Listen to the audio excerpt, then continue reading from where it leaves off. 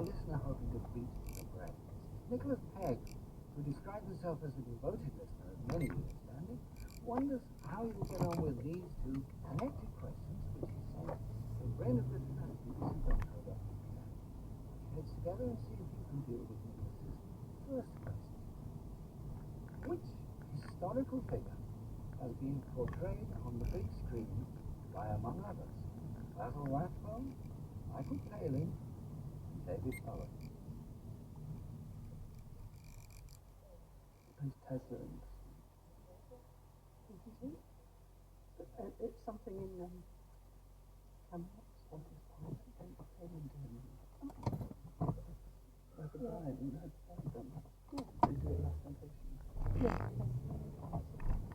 Pontius Pilate?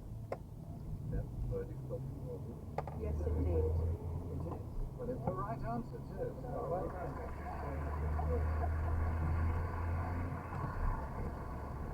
And just for clarity's sake, in respect of the last question we made, Monty Python's Life of Brian and the Last Temptation of Christ.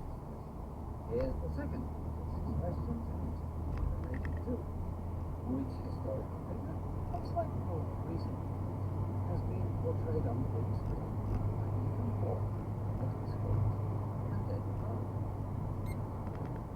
Nicholas was on the big screen. Yep, it's the first one. Ethan Hawke. Nicholas Hoult hit the but then what did David Bowie? Historical figure, yeah.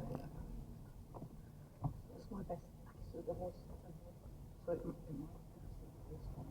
There was another thing a couple of years ago about that there was prestige to that, and then there's another one that's Bowie's perfect. Nikola Tesla. It is.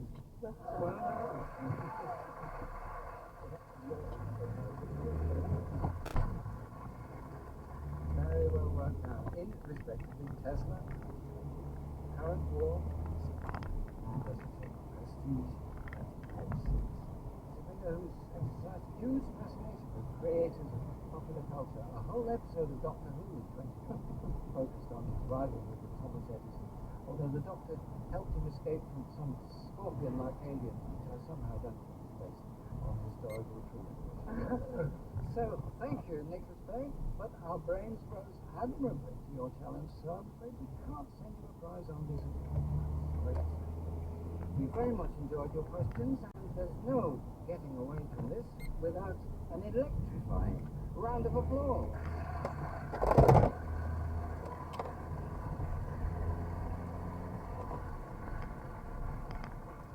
Then, more matter of a quiz to return to after that entertaining diversion. Fingers on buttons, everyone. The scores are as we left them, and start once again.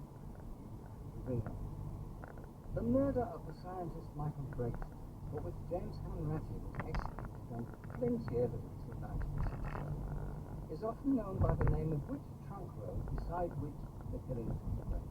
The A6. The A6 version. 40 years later, DNA evidence was produced that seemed to prove Hanratty was the murderer, but the case is still unconfirmed. What tourist attraction, which in 2022 was voted the UK's best tourist attraction for the second time by members of the Consumer Voting Page, is located at Ocean Drive in Leith, Scotland?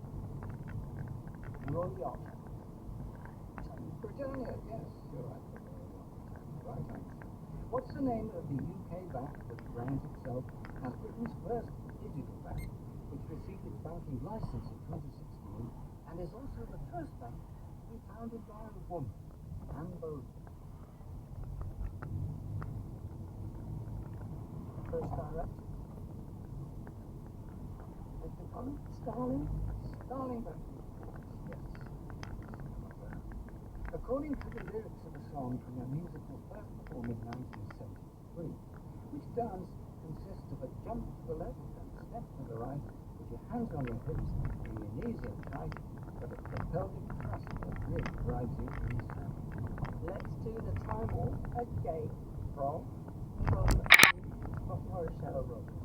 yours. held by the Guildhall Art Gallery in London, Clytemnestra is an 1882 oil painting by John Collier, which depicts the mythical daughter of the Spartan queen Leda standing in a doorway holding a double-headed axe after the murder of whom? Agamemnon. Yes. In a speech given in 1915, which trailblazing political activist and revolutionary aristocrat exhorted the Irish Women's Franchise League to dress suitably in short skirts and strong boots, leave your jewels and gold bonds in the bank, and buy a revolver. Constance Markovich. That's the right answer. Trigonella foinum graecum is a plant used for cooking, usually in seed or pounded form and often in Indian dishes, and is said to aid sufferers from a wide variety of conditions from indigestion to diabetes. What's its more common name? Is it turmeric? No. And cardamom. Not Cumin?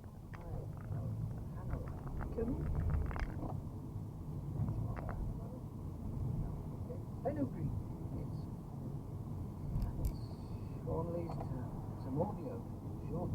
For more than 2 decades, BBC's CBeebies Bedtime Story has settled its young audiences down to the night with the magic of shared reading. Celebrity readers have included Harry Styles, Dolly Parton, and Sir Elton John. Here's an edition from July 2024. Can you identify this sporting star reading Manjeet Man's book, Small Big Dreams? Small lived in a small house. She had a small room with a small window, and at night she slept in a small bed with 2 small windows. At school, she wore small shoes, which were too tight for her small feet, and a bag that was too small for her hips. Despite being small, Small had big dreams. Kevin Peterson. Edwin Cullen. Tom Bailey? No. Hannah. Marcus Rashford? It was Sir Lewis Hamilton. That's right. And Hannah Riley, we come to you. During the mid-70s on the BBC television anthology drama series Flagrant Love, which actress played characters including Candice Marie Pratt, Christine Potts, and Beverly Knox? Alison Steadman? Yes, those were her roles in Nuts in May, Through the Night, and the notorious Abigail Martin. Published in 2005, the American author and journalist Joan Didion acclaimed account of her marriage and the grief she suffered following the sudden death of her husband is titled The Year of Magical What? Bacon?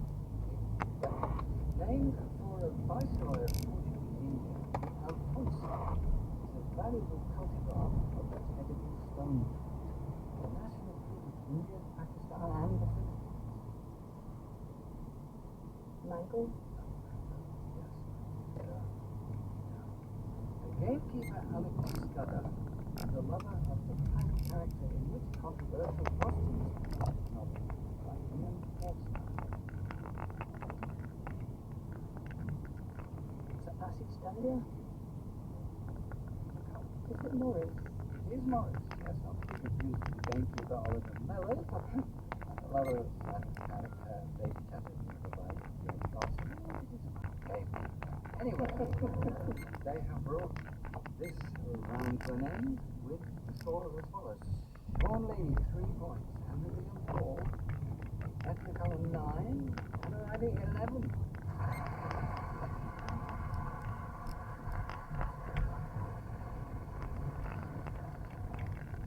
And still anything is possible as we go into what we, I'm afraid, folks. Andrew William.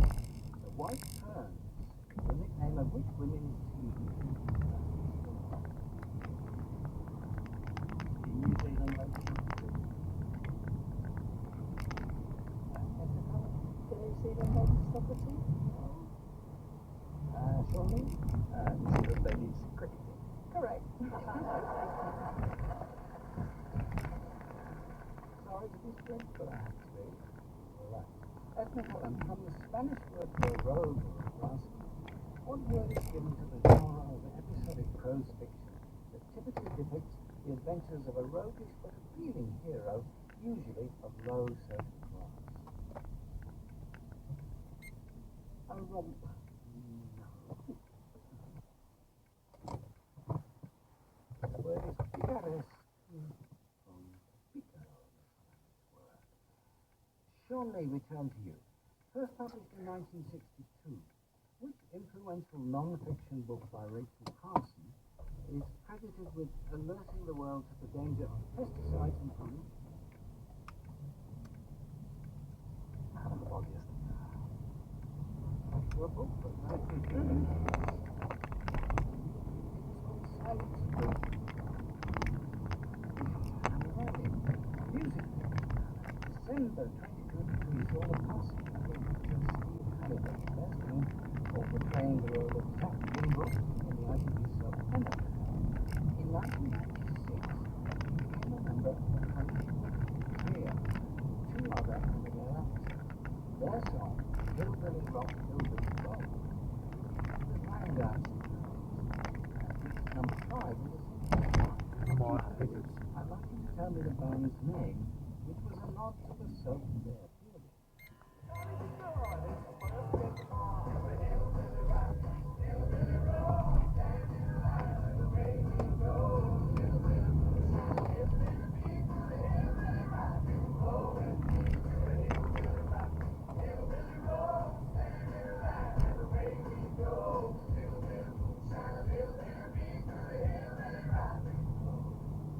Little Packers. The Woolpackers, yes. Lead vocals by Billy Harton with Steve Halliday on. For those unfamiliar with the soap, the Woolpack is the name of the village. In the early 20th century, the painters Alexander Ferguson, Francis Campbell Cadell, Leslie Hunter, and Samuel Pepler all spent time in France and fell under the influence of the work of Paul. They returned to Scotland to form an artistic movement we now know by one name, the Glasgow Boys.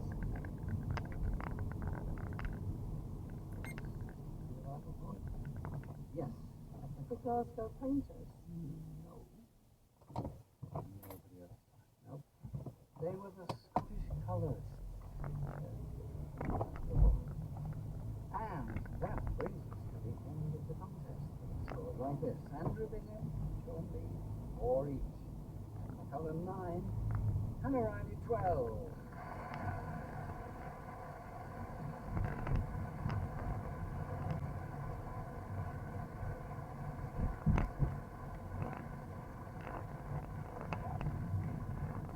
Very well done, Hannah. We will be welcoming you back to the semi-finals in a couple of months' time. Thank you to our audience here in London and to you for listening. Our next heat of Rain of Britain comes from Nottingham. We hope you're listening. Until then, goodbye.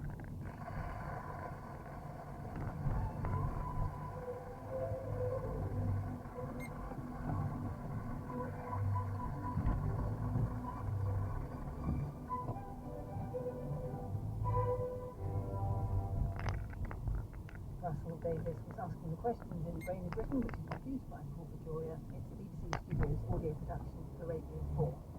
And to challenge your brain further, you'll find all of the previous content in this year's series on BBC Sound. On BBC iPlayer. Marcus Coldwater identified me before he died. Why did he identify you? I don't know. No copies versus car until a guy tries to save the planet. Allegedly, he's still entitled to a defense. I don't think we should touch this. Starring Michael Socher and Adil Akhtar. Before we go to court, is there anything I need to know? The new series of Show Trial.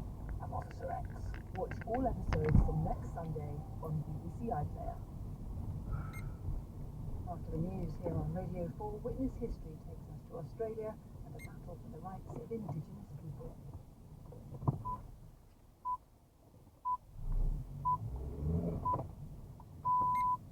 BBC News at 5 o'clock.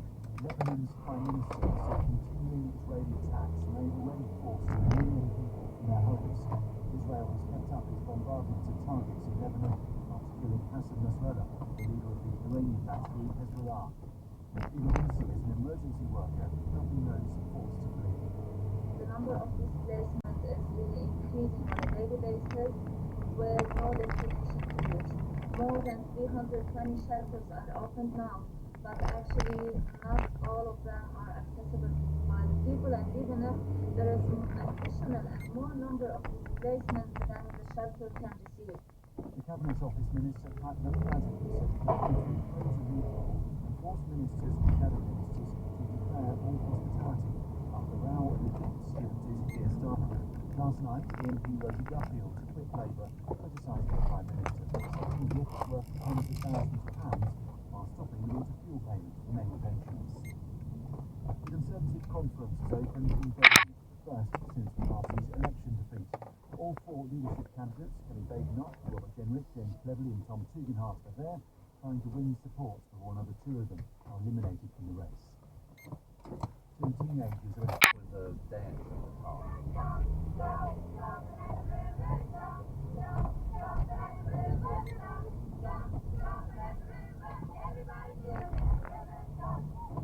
So we thought we had a big victory. In the end, the students would have more work to do to keep the pool open for all, but it was the start of the fight back. The idea to do this came about in 1964. There had been a demonstration in Sydney in solidarity with the civil rights movement in the United States. A woman, maybe others as well, wrote to the Sydney Morning Herald, said, well, that's great for students demonstrating for racial equality in the United States, but what are they doing about the situation of Aboriginal people in Australia? Student Action for Aborigines was created, and soon the students, led by Charles Perkins, Sydney University's first Indigenous undergraduate, set out on a 2-week trip on a bus they hired with a driver. They called it a freedom ride, taking inspiration from the non-violent protests against segregation in America's South. We were going to operate on non-violent direct action. And what that was, pointing the finger. Gary and Brian having a drink at the bar made the national campus. The Freedom Ride will be recognised as one of Australia's most significant civil rights events. Charles Perkins, who led the Freedom Ride, went on to become the first Indigenous Australian to head a government department. He was given a state funeral when he died in 2000, aged 64. Lars Cassidy, whose recordings you heard, died in 2019, aged 77. He made a groundbreaking ABC documentary. Brian Owens and Gary Williams continue to campaign for the rights of Indigenous people.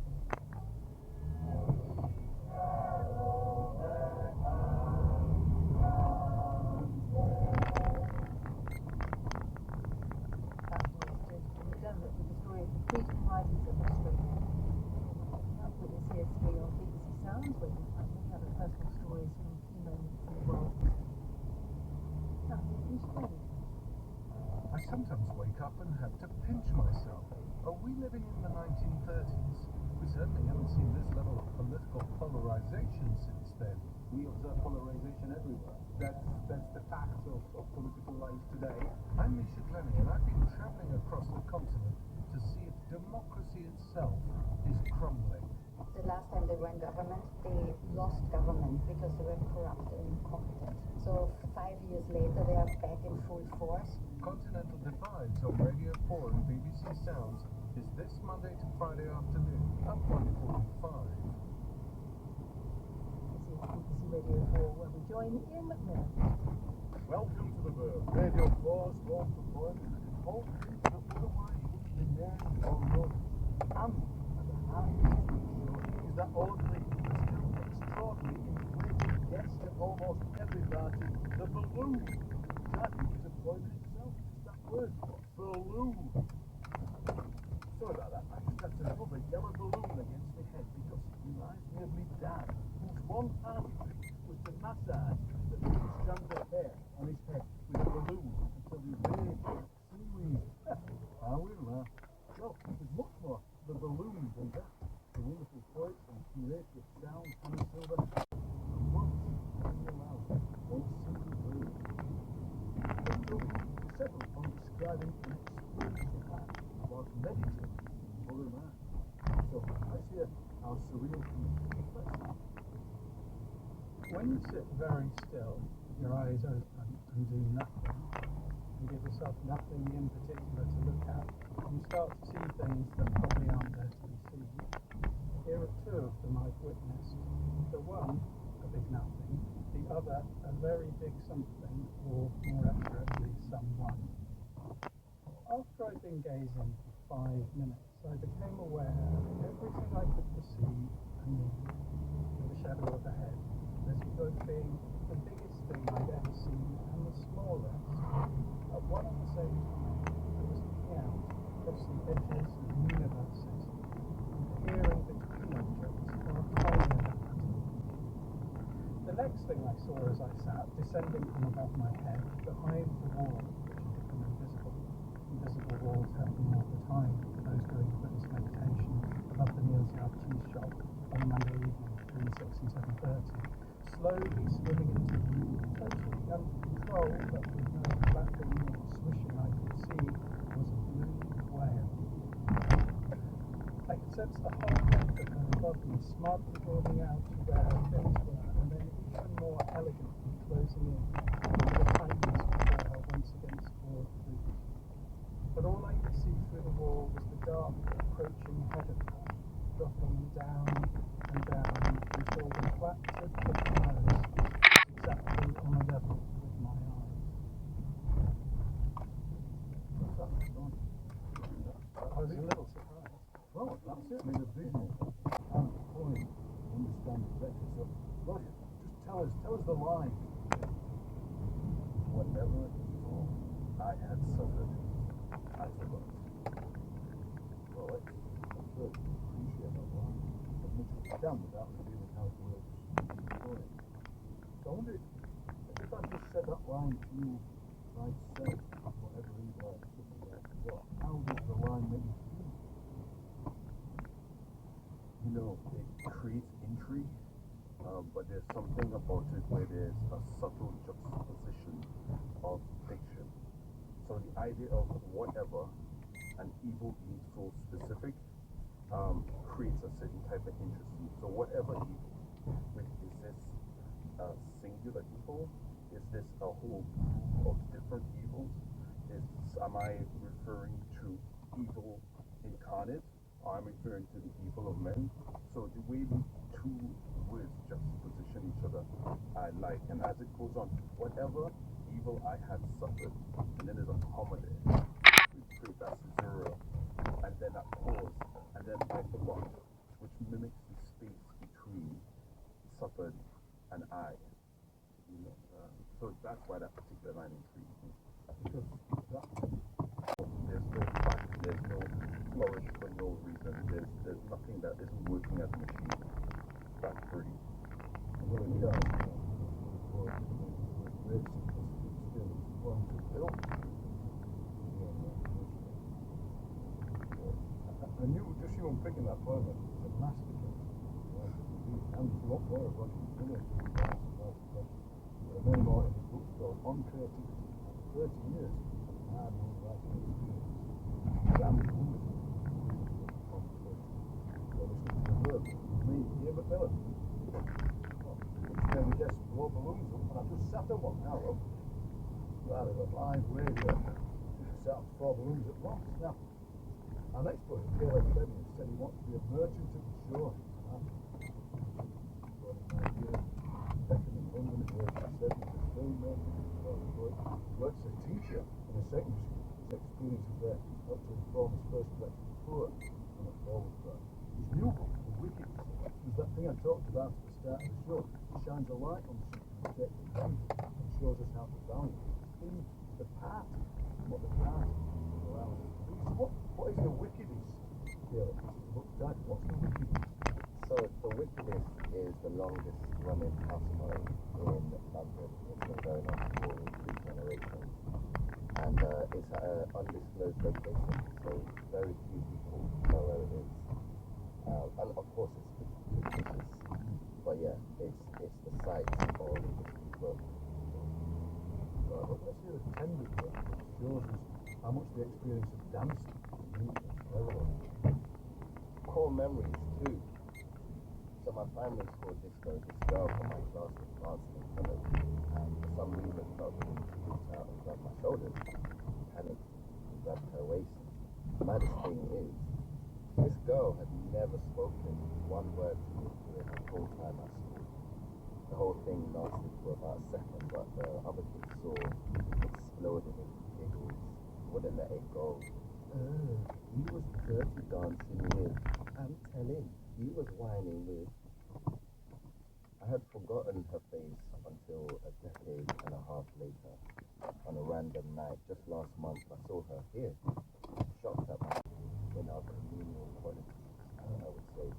I think I came out of lockdown scared of confined spaces, scared of community gatherings, because of, this thing that is supposed to be through. So, yeah, it was, I think we lost a lot, I lost a lot of that, and I think I needed to be reminded again that this is an important function in our community bonding.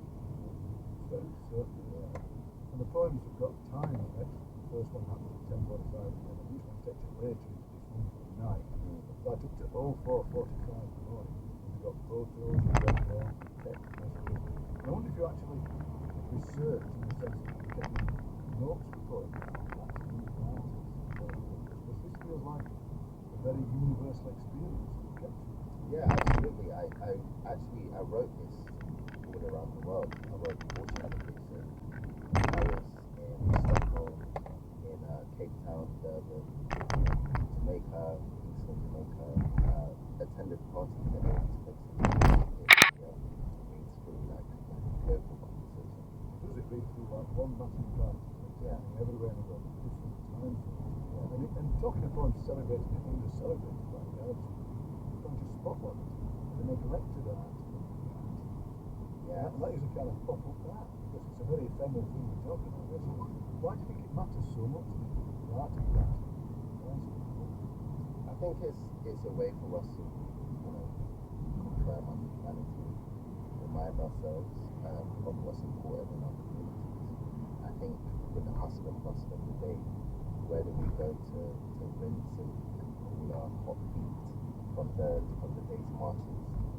So it was absolutely necessary to, and it's not even necessarily, I think the point I really wanted to make in this book is not even this like youthful, early, 20s or late teens sort of house book. It's the multi-generational ones. Someone is celebrating a 90th and his grandkids there, or someone celebrating a 3-year-old birthday, and the whole family there as well. So it's parties in all their iterations to uplift and confirm. Right, well, that was a great memory. You said all the generations were there. It's like the whole family tree. It's growing and sprouting. Let's hear a poem about Lala. Definitely a part of Troy. Yes. 1150. Lala. She saw herself more as a custodian of good times than a party. For her, there was nothing to organize. It was already there. Yeah, the vibes sparked love and other ingredients that made the short dishes. None had anything to do with her. And being that she too was born in another scene pool with that same dance floor, she too was just another ingredient, a cog in this community institution, built by a man, only existed in her blood. It was rare that she danced. Most times she'd watch the people and their shadows, the leg workers, the gossipers, special guys serving face, the fingers grasping trumpets, notioners, block leaders, the wide-eyed outsiders lucky enough to get an invite. The crystal orbs of her eyes would scan the ebb flow of community spirit. Her ears, blade sharp, could hear the scorpion hiss of a smart whip, which of course was banned at the music. Anyone caught with one would incur a 1-year ban. The final word on it. And the people had no qualms because Lala was fair even when swinging the heavy acts of judgment. Case in point, Lala once spotted little Darren, squirrel of a youth, smooth-brained and still months shy from meeting the age madness gifted. Yet, in he had managed to sneak, and now hung on the periphery of the dance floor. Lala studied him, his eyes curved like a mathematician, his muscles twitching, his Adam apple gulping like a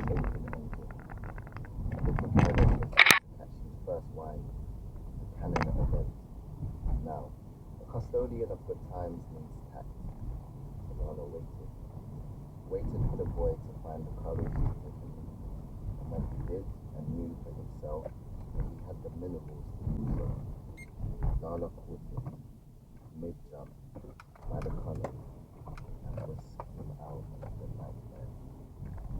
Visually, into the night air.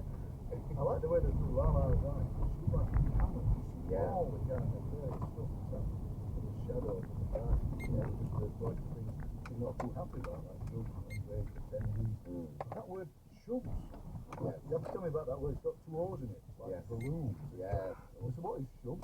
Shubs is my first, pressure week, and there was this, introduce yourself, I'm from South London, and I noticed on maybe about 3 or 4 occasions, people said, you're not coming to a party, or you're not a party goer, South London boys not known to be like good revelers, you guys are wallflowers, you stand on the wall and just, turn into furniture. So I was very determined to like, dispel that myth. Hence it's Liz Palmer's way book. Myth says South London boys don't dance. Did you know that when a South youth is born, the leader of the community comes to the house, that after the procession is done, there'll be no more of him below him. And when he opens his eyes, he'll find a new set of things on his back. So you see the other boys dance, centaurs and stuff, and they say, South youths don't dance, crank up, What I love about your restaurant, unusual words, it's always there. I don't know, send us a bit down a wonderful garden path, the word murmuring, so beautiful, so apt, so I'm going to get some more parties on yourself. Don't be how you're getting on with it, with the rewriting the original film. I see you breathing away there. It's the balloons that are killing me. Yeah, 2 at once is quite hard, I've got to say. Now, we do love an unheralded anniversary on the bird that nobody else will know. Happy 128th birthday to the inventor of the canteen tabard. So, you might start your life and realise this year is the bicentennial of the balloon. Yes, it's hard to think of a world without it, because it makes sound. Oh, it has a strange presence, and you can't imagine a first landscape without Hannah Silver, both most recently by Charlie Alden. Her work in poetry, theatre, radio, and the kind of performance that makes you think at the same time as making you gasp. The balloon. So Hannah, before we see the balloon, I think you should know that one element went into it. I went, I think I found the balloon council. I found the longest list of different types of balloons. And then there was even a hidden web page that said, more but not yet, or on the website, don't follow this link. And then there's another web page with even more links, and with a little aside as well, like, don't try a giant balloon. Stick to water. Balloon.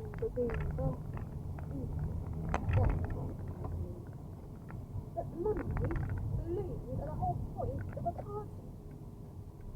A woman in a doorway threw into a tiny white balloon, dropped it. The child picked it up, handed it back to me, and passed the balloon. A breath of air.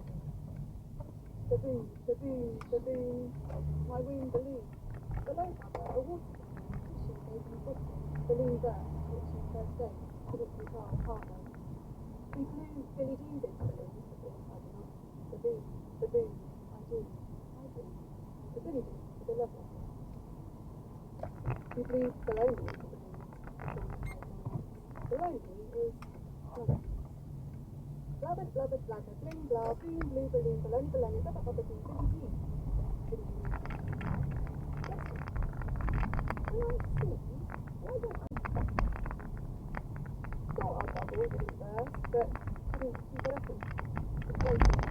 Balloon alone, with balloon belly. Do you remember the balloon? Or the loss of the balloon?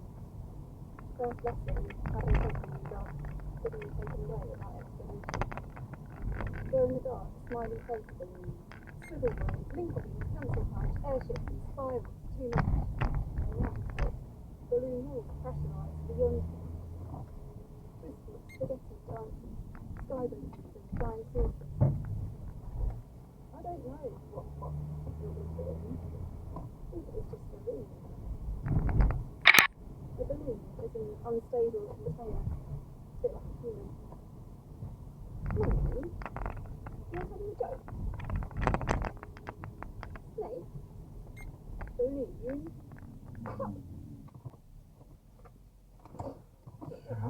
That was fantastic.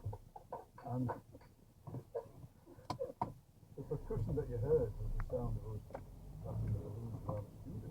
Give it a party atmosphere. And then the actual synchronisation of being popping the balloon again. It did make me feel the whole thing to feel more thinking about balloons and children. We're actually, it's high risk, isn't it, for a child's emotional state. It can be, a balloon is very desirable, but then it can disappear in a moment. That was it, when you pop it, so you can, I don't know, you build something up and then you let it go. Yeah, it's I think I was reading something recently. I was some quote. Oh, it's in the Three of the Science guide. In my research, something about how like children go out into the world, all nothing on their mind, all carefree, and that's not how it is at all. In my experience, it's seeing children like small things that to adults are small, to children are huge, and it's true that my child remembers a particular occasion when his balloon popped years ago. And he was distraught. We did have to leave that party early. And I asked him, do you remember like the fun? Do you remember playing with it? And he was like, no, he doesn't. And every day we go through these, mini turmoils. Yeah, but things are imagined a certain way, they're not that way. And parties are feels no pressure in that sense, isn't it? You get so excited about them. That balloon should be available. Get on a train. There should be somebody going around with balloons. I've become fascinated by it. Balloon. Feels like an English language thing to do for a borrowed word. There's always a risk actually to get a writer to write something during the recording of the show itself. But I trust Toby as an author he set himself the challenge of writing a book likely to inspire by each letter of the alphabet from adventures in capitalism and innovation. And he's just finished. What's it going to be called? Queen Margaret Elizabeth. You're the first person to hear that. Great, I always got a scoop on the bird. So, where is your surreal ghost poem? I've not really got an image of Toby meditating, seeing a whale here. And this is part what we're doing here. You sense the whole length of her movement smartly broadening out where her fins go, and even more elegantly closing into the tightness before her once again broad through. But all I can see through the wall is the dark approaching head of her, dropping down and down until the flat tip of her nose was exactly on a level with my eyes. And it's such a powerful piece of writing that, but we asked you to rewrite the piece during the program. But this time, telling it from the perspective of the whale spotted the wing, only using the words that create more visual description. So I don't feel like that's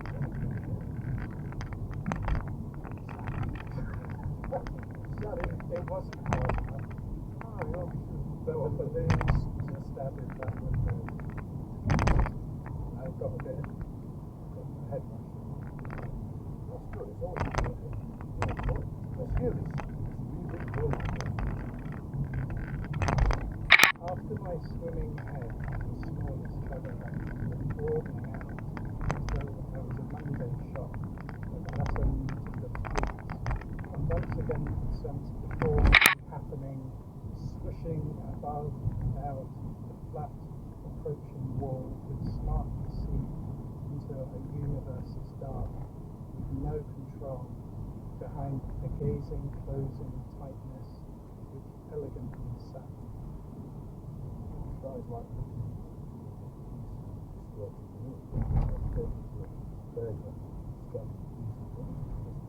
interesting to see how that goes. It sounds like free way for such a time. I wonder which piece of post sounds the same thing. Which one do you prefer? One where you're looking at the whale and one where the whale is. You don't have to prefer either, but I just wondered if anyone grabbed the whale. I prefer the second one, but the problem is I wanted to write as we for the whale rather than high, and I didn't like the idea of it being themselves, and we all like the idea of it being collective and big, and because I haven't used the word we, I have to go back to being I. So it's probably more similar to me than it should be.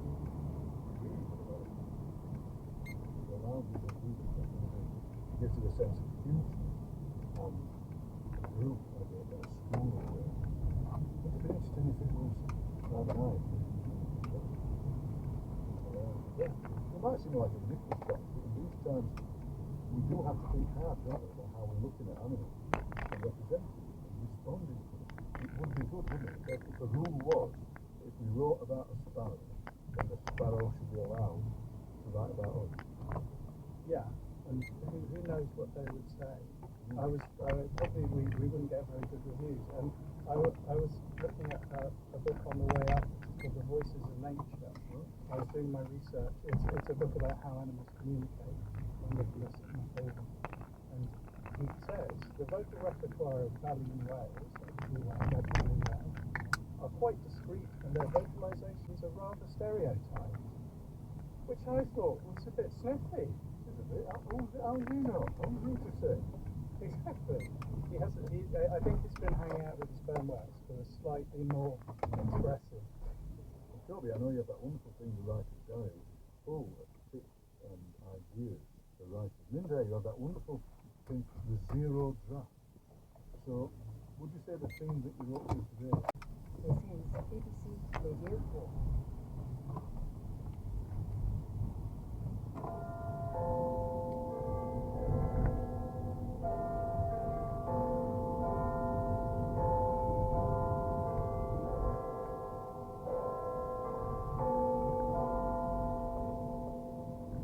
BBC News at 6 o'clock. This is Tom Sanders. Good evening. Israel says 20 other senior members of Hezbollah died in the airstrike that killed the group's leader Hassan Nasrallah on Friday. There'll be more strikes this afternoon, including targeting the Houthis in Yemen. The government is to tighten the rules on how ministers declare some gifts after a row over donations to Sir Keir Starmer and members of the cabinet. The Conservative leadership candidates have set out their plans on immigration at the start of the party's conference in Birmingham. An 8-year-old boy has died after being shot on a farm in Cumbria. The Israeli bombardment of Lebanon has continued today, targeting the capital Beirut, as well as areas in the south and northeast. Israel says it believes that 20 members of the Hezbollah leadership died alongside the group's head, Hassan Nasrallah, on Friday. Large-scale airstrikes have also been carried out on power plants and a port in Yemen. The US says it's prepared for a reaction from Hezbollah or its backers, Iran. From Beirut, here's our Middle East correspondent, Hugo Bichetto.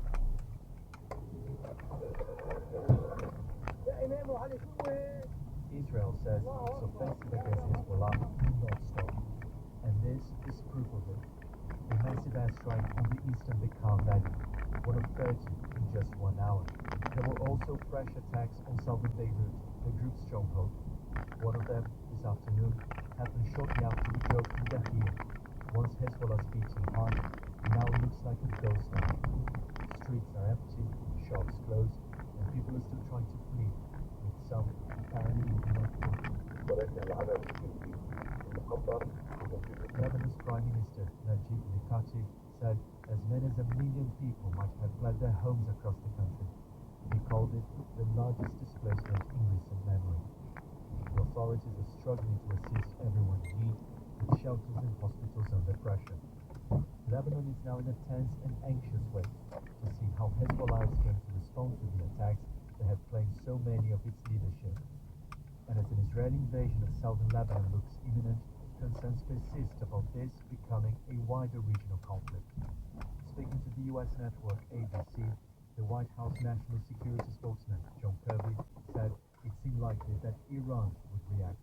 Well, the rhetoric certainly suggests they're going to try to do something. I mean, just coming out of Tehran, but We don't really know. We're watching this very, very closely to see how, if and how, Hezbollah against anti-Semitism. That is one of the Prime Minister's closest confidants in the cabinet. I think we can see that she's been disillusioned with the party leader, with the party maybe more generally for quite a long time. I don't think this is something that's just developed in the last few months. I'm disappointed to see her go. I like Rosie, but ultimately I'm not surprised at the decision that she's made. Mr. McFadden said Downing Street is now going to bring in new rules so ministers and shadow ministers have to be more transparent about any donations they get. The political problem for Sir Keir is that may not undo the damage already done. The first Conservative Party conference since their huge election defeat in July is underway in Birmingham. All four leadership candidates, Dave Knott, Robert Jenrick, James Cleverly and Tom Tugendhat, are trying to win support before the next round of voting by MPs. Today's discussions have seen them lock horns on immigration and maternity pay. Our political correspondent Ian Watson reports from Birmingham. It would be fair to describe the Conservative leader's presence at this conference as low-key. Rather than speaking from the main stage, Rishi Sunak hosted the reception for party members, where he defended the Conservatives' record in government and called for unity. Large attention has already turned to the battle to succeed him. After this week's conference, MPs will whittle four candidates down to two. Party members will then choose the winner. So it's perhaps unsurprising that some of the contenders are focusing on issues which they believe are close to membership's hearts. Robert Jenrick told the BBC's Sunday before a Pittsburgh programme what had happened with the migration set in the tens of thousands, and was prepared to cast aside international conventions in order to tackle illegal migration. There is no way that we will fix this merely by tinkering around the edges, improving the home office, changing processes. I've done those things. Trust me. I've thought about this in great depth. We will never secure our borders. We will never get dangerous criminals and terrorists out of our country unless we use the European Convention on Human Rights. Kerry Maycock's emphasis was less on the numbers of people arriving in the UK and more on the views and values that some new migrants brought with them. Of course, not all cultures are valid. I don't believe in cultural relativism. I believe in Western values, the principles which have made this country great, and I think that we need to make sure that we continue to abide by those principles to keep the society that we have now. She insisted those views were not controversial. The same couldn't be said for her comments on maternity pay.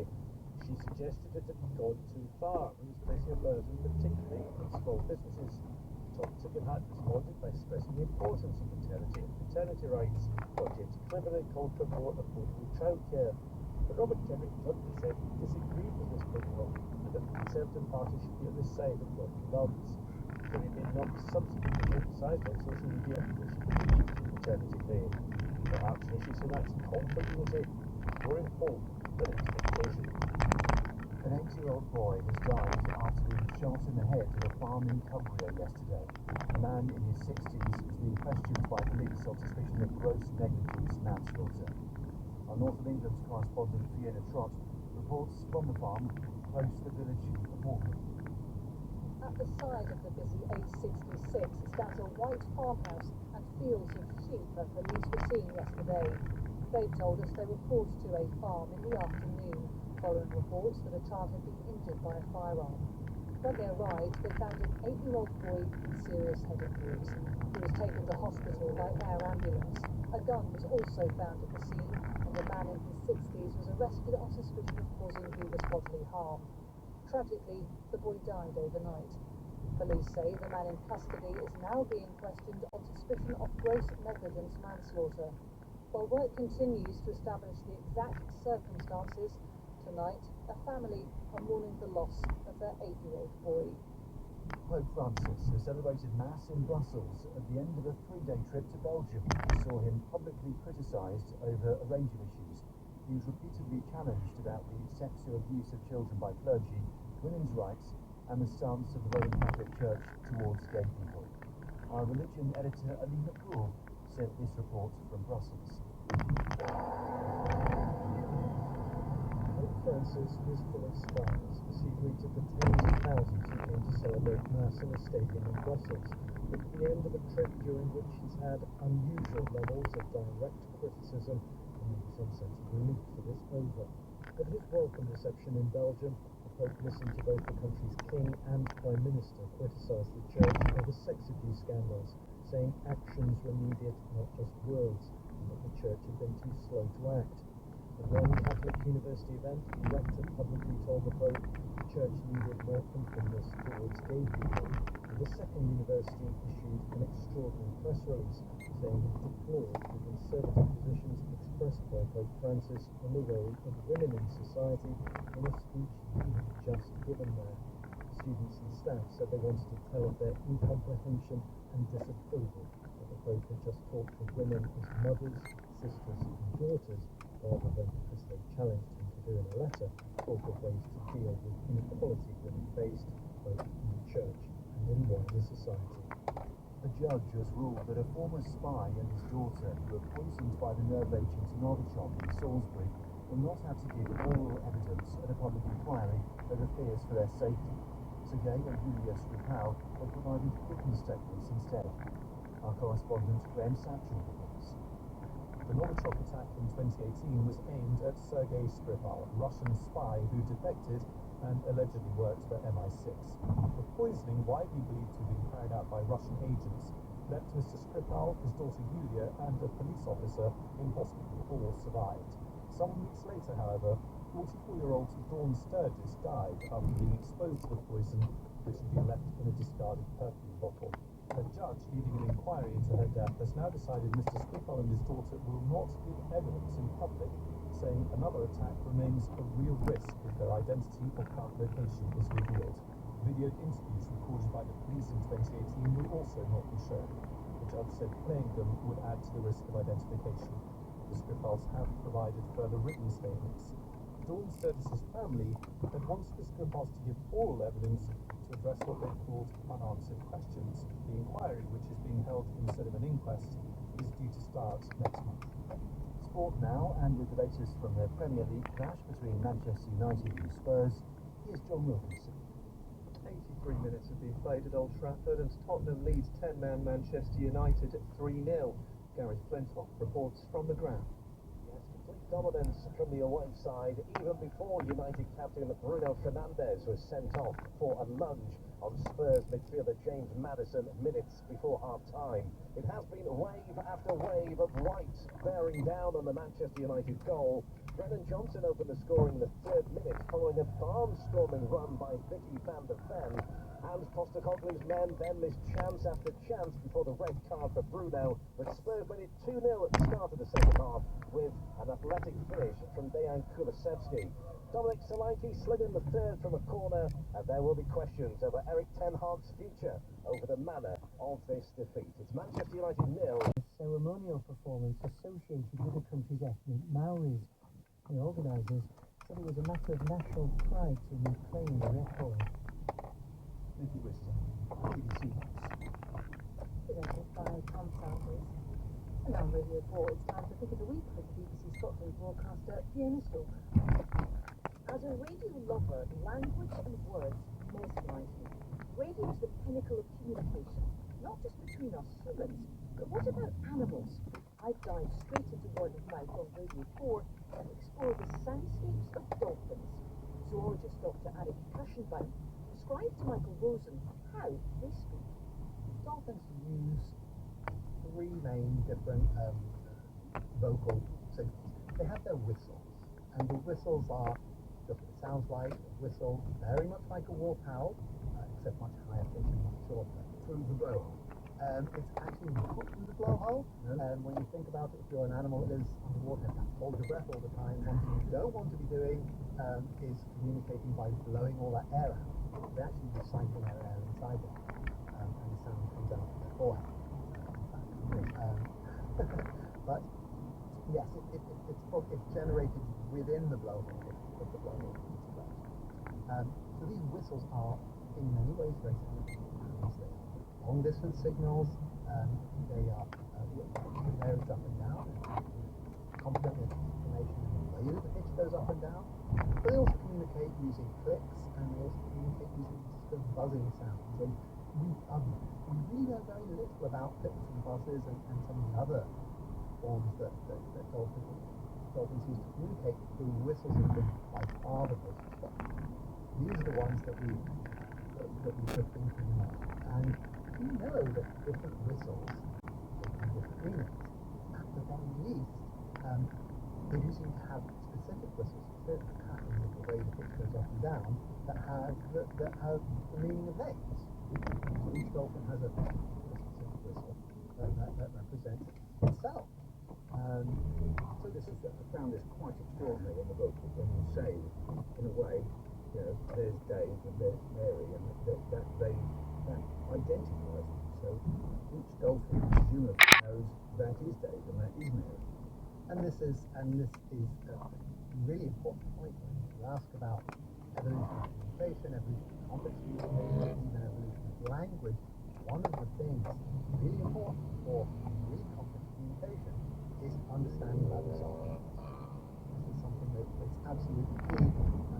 You can howl for emotional reasons, howl for the full wheel because you're scared, but you can only really communicate complex information if you understand that there's information that I have that someone else doesn't have. And dolphins are presumably atheists. They do seem to have a sense of individual identity. We're fairly confident that they are aware. Might they be expressing what we would call emotions and feelings?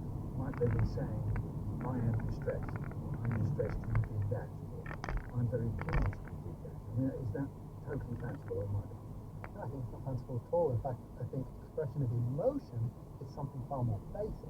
Many animals express emotion in their communication. Certainly, wolves should be able to. We know that birds do. You can learn a great deal about the state, the cognitive state of an animal from listening to their communication. If nothing else, there's the phenomenon of screaming. Screaming is extremely common in the animal world. When frightened, many species, everything from dogs to deer to monkeys, will make a very similar sort of sound, which is a fear sound. And so we can infer a lot about emotion from the kind of sounds that animals make. Well, I know screaming is something that happens when my two sausage dogs roll in something unpleasant, but that noise is coming from me, not them. But who hasn't mused on what their pets are thinking or saying? I'm telling the Dachshunds I'm coming to the shops and be back soon, and convinced they understand my language, and me, theirs. On the subject of how our pets express themselves, many of you got in touch about a furry feline as the poet in question on the verb. Barbara from Glasgow said I had to listen to it again almost immediately after it was broadcast. Barbara, it was your third time. I see a book that explores what it's like to be a poet with a cat. Literally, or perhaps the other way around. Let's see which one. My cat writes quite difficult and lengthy poems, so instead what I had to do was to write a poem about one of my cat's poems. And this is called comma, semicolon, PP, apostrophe left square bracket, left square bracket, left square bracket, left square bracket, left square bracket, left square bracket, semicolon, apostrophe semicolon, / / / / / 3.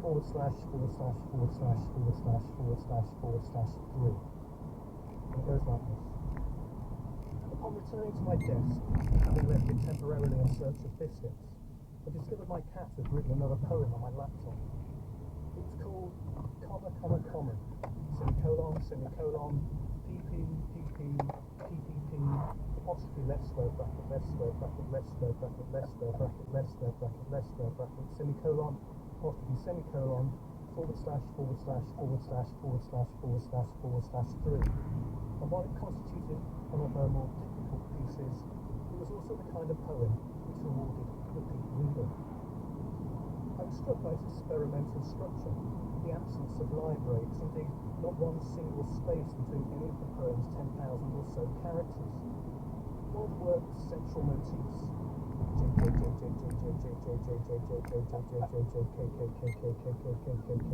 Was by turns reassuring and unsettling, while the symbolism of hashtag hinted at our 21st century preoccupation with social media. And yes, there were perhaps a few elements which did not work. 12 whole pages containing just the number 7 seemed a little character T was not altogether convincing. But who could not be moved by that devastating final line? Its message of hope piercing our hearts like an arrow. 3, 3, 3, 3, 3, 3, 3, 3, 3, comma, comma, Right, yes. The power of language. Sure, words can make us laugh, but the wrong language can occasionally exacerbate the hardest of times. I heard a very moving and important discussion on Tuesday's Women's Hour. It's about the difficult subject of pregnancy loss and how to find the right words at the right time. Dr. Becca Mallory is a lecturer of English linguistics at University College London.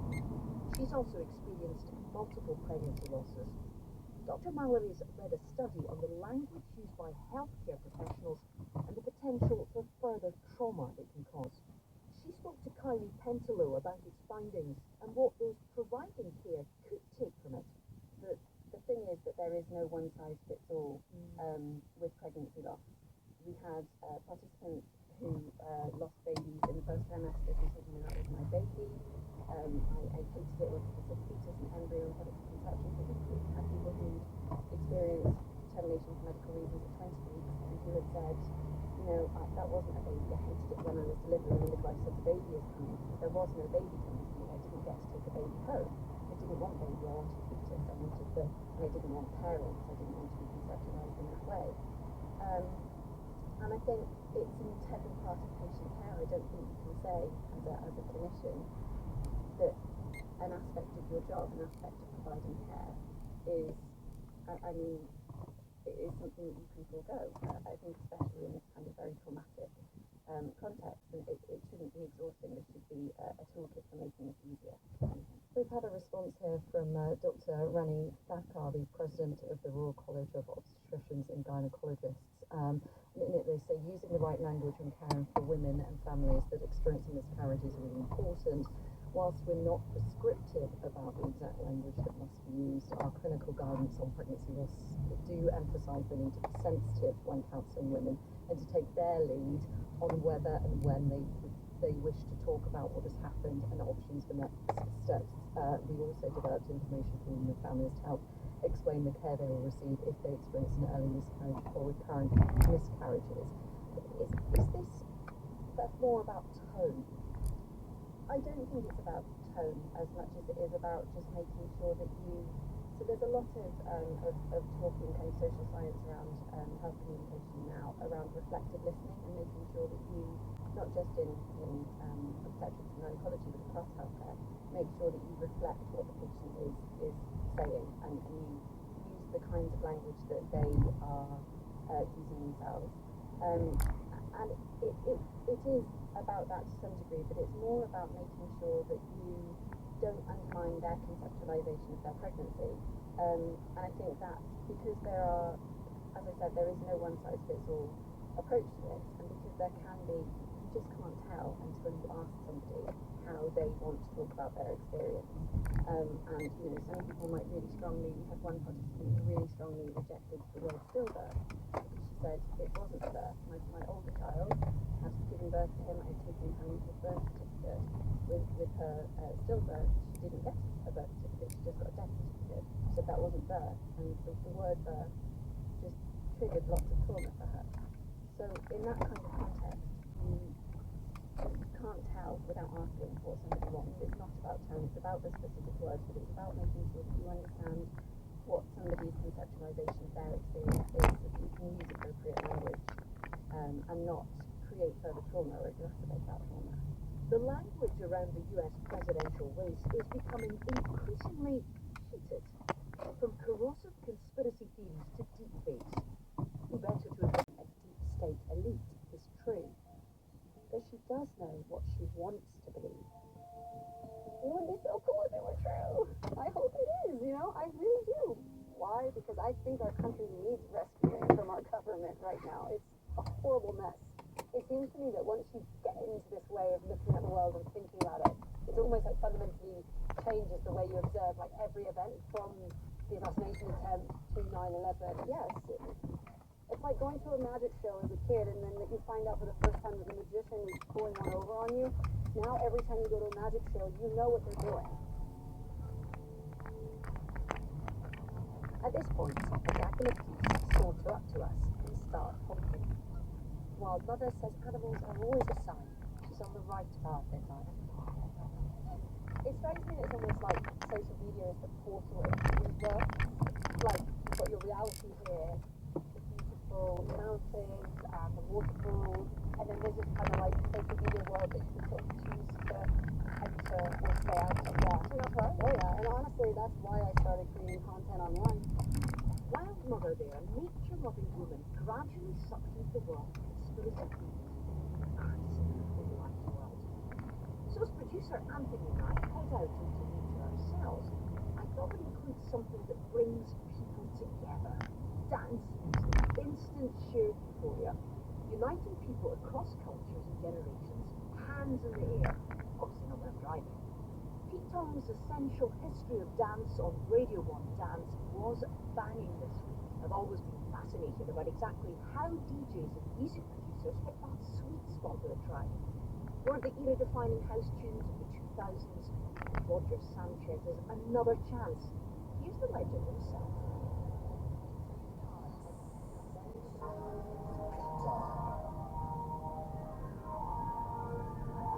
What inspired me to make Another Chance was I had gone creek digging in Montreal and found the vinyl of Toto's I Won't Let You Down Again. And when I found that vocal sample of If I Had Another Chance Tonight, it just struck this bittersweet chord in my imagination. The first time I realized it was going to be big was I played it out in London. And as soon as I had played it out, the record wasn't even out yet, more people ran up to the booth and were asking me, what is that track? And I thought, this could be something here. I think it became such a big hit because there weren't a lot of other tracks that had that emotional appeal, that had this bittersweet and yet euphoric feel to it.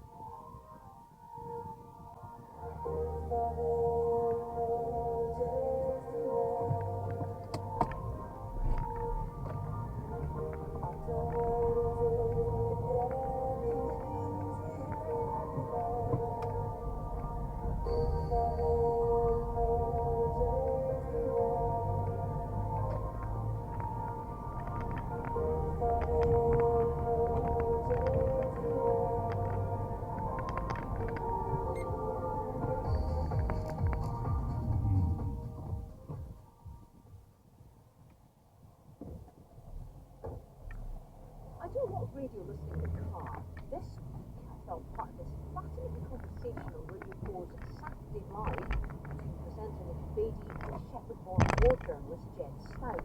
I love finding out what compels people to take the path they do, in this case, become a war correspondent. You see, I worked with Jen for a bit in the newsroom. As an interviewer, she reported from the front line of the Ukraine war. Jen described herself as a bolshy, grumpy teenager growing up in Shetland, learning Russian. She eventually ended up studying the language in Siberia, where she was when Russia invaded Ukraine in 2022. Instead of going home, Jen travelled towards the action. Why not go back to Shetland? Well, she wanted to sit down with ordinary Ukrainians and tell their stories. Here's one of them. There was a poet called Volodymyr Bakurenko.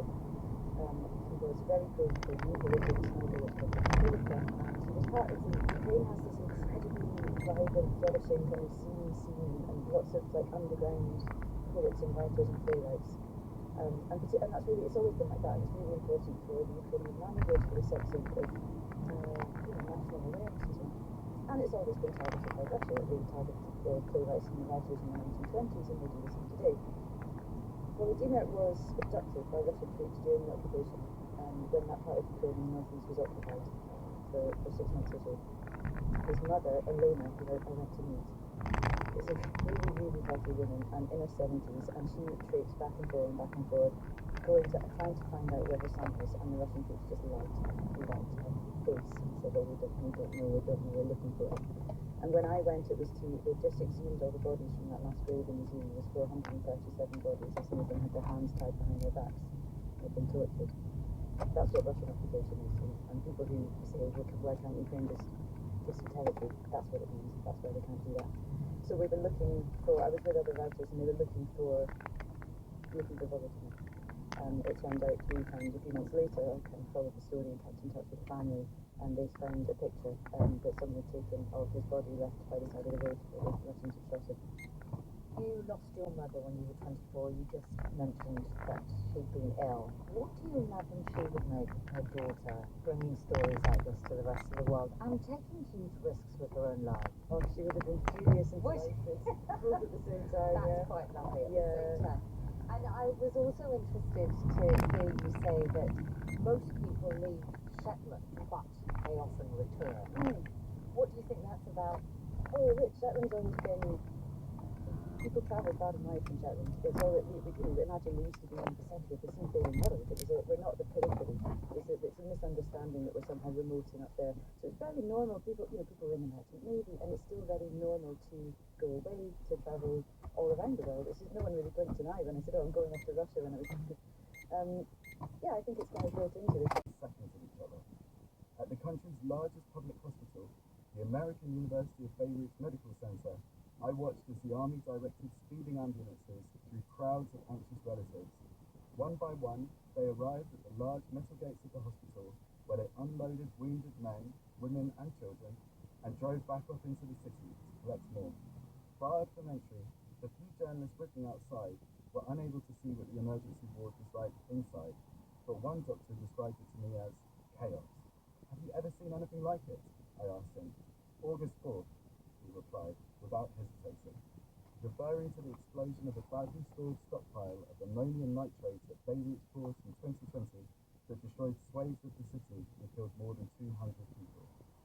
The blast is etched on the minds of Beirutis, not just the traumatic memory of what happened, but the realization that an accident on that scale, potentially, could happen again. The day after Tuesday's attacks, I was back at the gym with Rami when he turned to me with disbelief and said, "It's happening again." Detonations were being reported throughout the country. Rami received an anxious call from his mother, who heard an explosion go off across the street in Haya Park. The tension in the streets, which had calmed since the previous day, amped up again, as did the ambulance sirens. The explosions came from walkie-talkies this time, not pages. Suddenly, everything became a suspect device.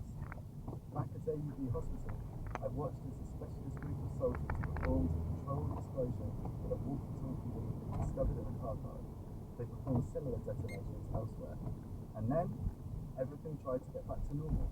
The schools reopened the next day, the traffic returned to the city's narrow streets. In a Christian majority area, just outside the Hezbollah-controlled suburbs, a car radio engineer, 47-year-old Nicola, got back to work, surrounded by stacks of stereo parts. I asked him if he felt worried, amidst so many electronic components of unknown provenance. He smiled and shook his head. His concern, he said, was war. This attack hit right at the heart of Hezbollah, he said. Lebanon doesn't want war, and Hezbollah doesn't want war, and it will destroy the country. But now, they are calling. He sighed. It all depends on how they respond, he said. But after an attack like this, how can they not respond? But I managed to tune out some unusual behaviours and tune into some sounds for a moment. It's amazingly clear. And that's exactly what Out of Doors on Radio Scotland explores and celebrates. I can literally feel my blood pressure lowering when I listen. It's like slipping into the radio equivalent of a warm bubble bath. And you learn stuff, which I did with Rachel Stewart, met beekeepers from the Tarlin Bee Group with apiary expert Yvonne Davidson, and soon-to-be expert, despite her age, 8-year-old Imogen. So you can take the first frame out for us, please. That would be grand. So Imogen's going to do an inspection this month and in the next few months. So they're doing lots of foraging, they're bringing in lots of pollen and lots of nectar. So pollen and nectar for feeding the food. So at the moment, they're raising as many young as they can, because in the summertime, a worker bee's life is about 6 weeks, and the queen is laying up to 1,500 eggs a day. So they're constantly replacing the brood.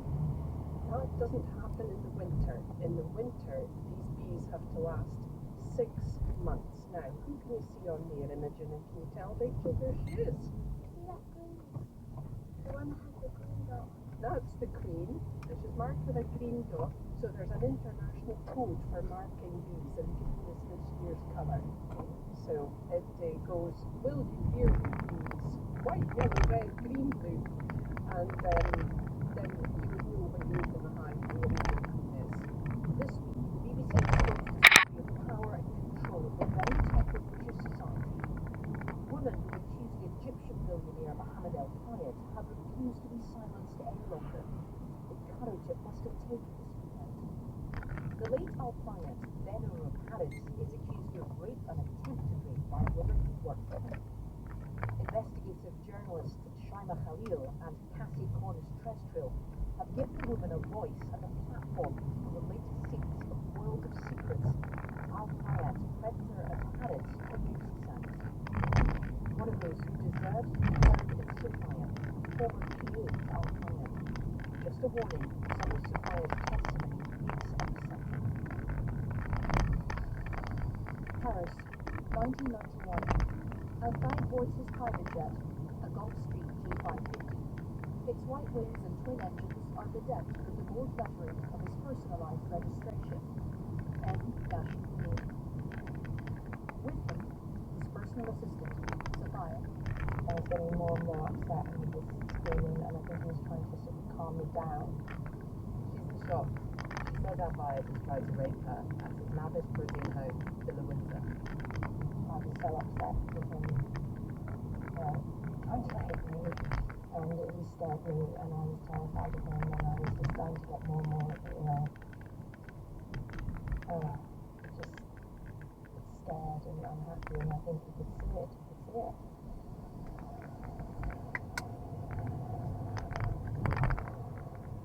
Once they're airborne, Al Fayed hands her a gift, a book on Harrods. And he was very pleased with it. He was saying, this is for you. One day you can show this to your grandchildren. And you can tell your grandchildren what a monster I was. She can't believe her ears. So, he knew. He knew what he was. He knew what he was doing. Why would you say that to me? Why would you say that to me? Why? He knew it was an evil man.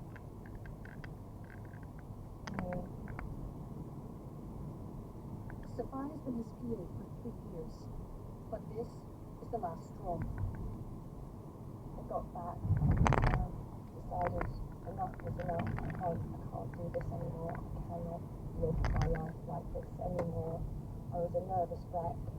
I got no confidence. I feel like I was having some kind of breakdown. I was shaking constantly. I just felt sick all the time. I felt like I was just ghastly. I just had to go. She tells Al Fayed to his face in his opulent Harrods office, the scene of so much abuse. He's by turns shocked, sad, angry, and dismissive. Finally, he says, just get out and return the car I gave you. So I did. I was like a zombie. I was like walking around shaking. I left. Just went downstairs all on my own. Went and got my car, parked it in the car park underground. Just left it. That was it. For cultivate these animal analogy, like muscle would grow in an animal, you need to create the right conditions in this beaker. Absolutely. So just the way animal grows, this bioreactor grows cells. And this is Europe's largest pilot plant. It's a very different feeling to this, isn't there? We were very much in research. We're now looking at quite a lot of big facts. So what we're looking here is a variety of different fermenters. Like fermenters from breweries? Craft breweries, for example, that allow us to utilize the repurpose of the entire old fermenters to produce what we really need sustainable. Right. So here in Oxford site, we have to produce up to 3 tons a year. We cannot sell it yet because we are still waiting for the regulatory approval. Is anything being produced? Yeah, so we are currently producing Aberdeen Angus. The tissue came from an Aberdeen Angus cow. That's right. You've selected that cell, you fed it, and it's now in... And it's in the fermenter. It comes as a paste. Now it's perfectly healthy to eat. It doesn't have texture. So from that point, we utilize plant-based protein or typically beef protein. And that then essentially starts to give us the texture, the shape, and the size that we want. I guess people might be concerned that then, rather than it being a sort of raw, just meat product that comes from an animal and they know exactly what they're getting, that there's a lot of processes that has to go through. You know, how do you kind of measure the quality of that and the kind of the nutritional value of that? So any steps that is following the raised cells that's coming out of the bioreactor is focused on as less process as possible so that you get a fine taste, texture, but at the same time there's a So that's where the closed-based meat comes out. And where are we going to be next, Raj? So we're now going to go to Ivy Club's kitchen.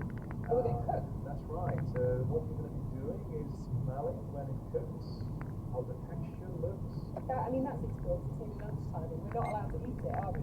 No, unfortunately not. Back for lunch after that, but let's go and have a look. Oh, I can smell it. I can smell it already. I'm quite hungry as well. Hello, we have a chef here. What's your name? Sorry, Manuela. Hi, Manuela. What are you up to? So I'm preparing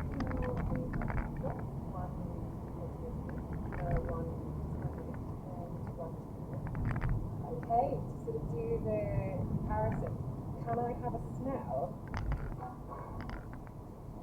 I think this one's the plant-based one, just because of the colour without even sniffing it. Which one's the plant-based one? That's really strange. Yes. I'm going to say the one on the left is cultivated meat. Yeah, actually the standard one. Ooh! So that's the one I thought was. Wow. Smells like beef. Okay, full disclosure here, I'm vegetarian, and it does give me the ick a bit. But it also gives me food for thought. Will people eat it? Could it be the sustainable way to feed the planet in the future? What's the chew over? Now, something worth celebrating. Just a Minute is back in our airwaves. One of Radio 4's jewels in the crown returns with comedian and broadcaster Sue Parkins as host. I know many of you will be just as excited as me. As listener Gillian Brands pointed out, here's a shining example of one of Giles Brandreth's little victories over the years. This is Little Victories. What can you tell us about Little Victories, Giles? You've got 60 seconds. I mean, you're so self-effacing, I doubt you'll even want to mention that. But should you bring yourself forward to discuss such a thing, we'd love to hear what you've got to say on Little Victories, without hesitating, repeating, or deviating. Any time starts now. That's, I think, why I come here, in search of little victories. Those moments when you triumph, pathetically, I know, by pressing your buzzer, in the hope that you're going to score a point on Just a Minute. For me, the little victories today at my age. So what is it? I was not travelling too fast, and look at all this high vis.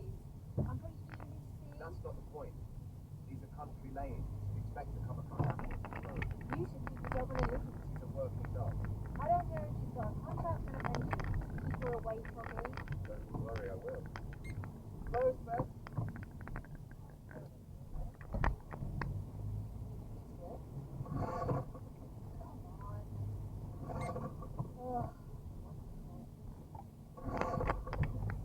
Excuse me!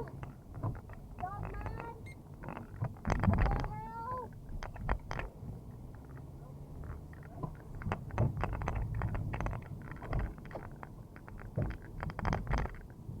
Now, it was on the wall behind the bar. Yeah. I hope you're not getting all down here. Couple of hours yesterday, I can imagine. Right, be very careful with everything, obviously. Yeah, here it is. Oh, thanks for the loan, Chris. Well, seemed appropriate for us, you say. But everyone has a fact signed by Carl Jackson. Generic, either. Village up, World 2007. Written with his own property. That's a problem. It certainly is. One thing puzzles me, though. Why did you take her back to the rules? It's not like we could play.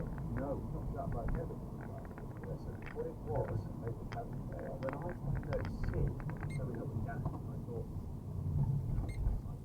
so we get to the shop, walked back. Yeah.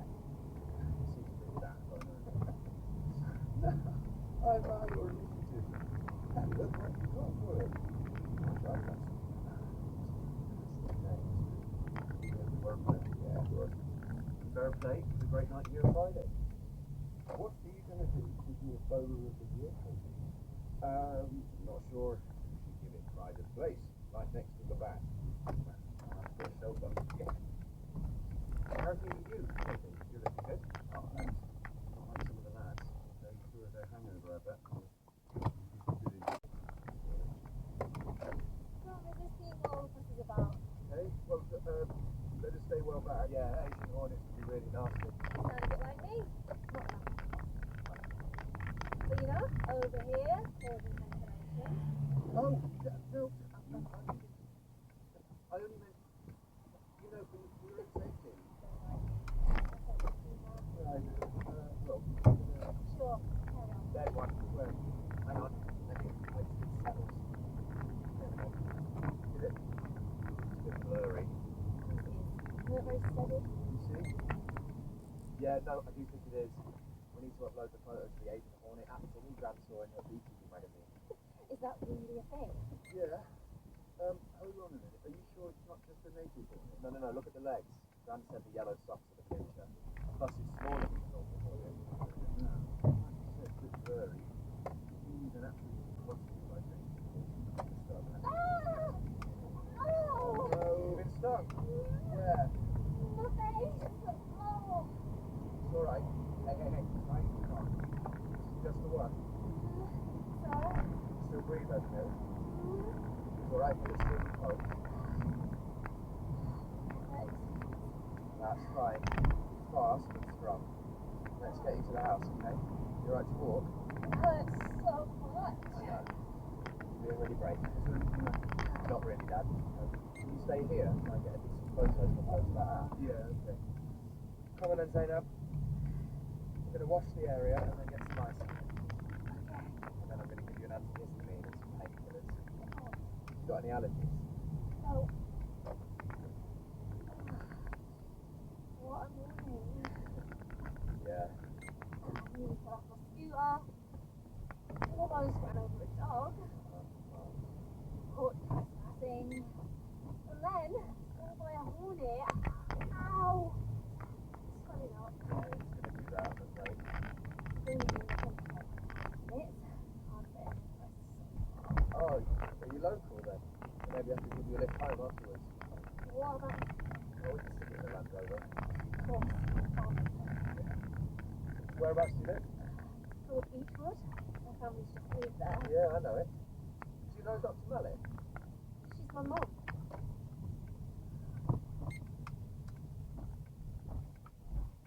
Tell me if you need anything, Martha. Right. Is she okay? Better than she was. So what happened here? Well, she was a bit funny right from the start. Certainly took her time here this morning. Seems like she didn't want to leave. But I laid it all thick, all about the animals we were going to see and then so it's nice to know somebody's fucking care. I wondered how you feel about coming into the room with us and seeing what we do. On my first shift, I was asked if I wanted to see a dead body, and I said, not really, I don't want to see that. And the healthcare systems, they were understanding of it, they did say, yeah, it's your first shift, you might want to see that. But I just found it kind of weird how they're all so used to it, and they're fine with it, and I'm scared, and I do not want to do that. I'm very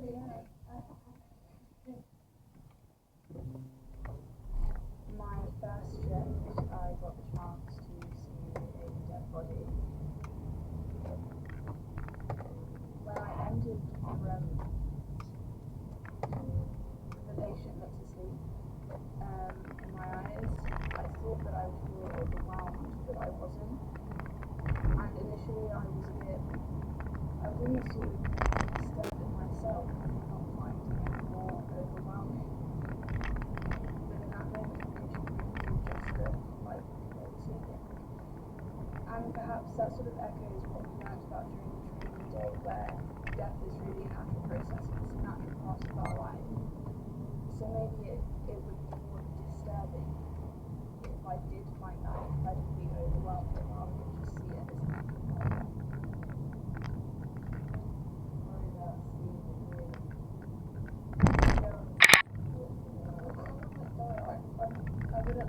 want to see someone die, right? But on the other hand, it happened at night, and I think that's quite scary because in that situation I feel very scared and just feel quite nervous in the situation. I'm Jack, I'm 17 and I'm volunteering once a week for 6 months at the British Army Hospice. The attitude of the nurses and healthcare assistants has been quite light-hearted at times. It's really quite inspiring when you're in town because they deal with death every day and with the same ability. I've got such a grasp of life. I sort of realise that I work with end up in some painful situation at one point or other in their life. It's not that other people I know and my friends don't know this, but they're not confronted with it and they're probably not thinking about it as much as I am doing this. I mean, someone died last week. That was quite a surprise, considering that I just helped reposition them on that bed and then quite soon after that, I found out that they were dead. And then, well, it's just very strange to obviously be helping someone when they know that are living very soon after that.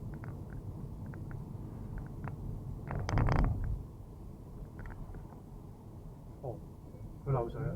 Busy at the moment.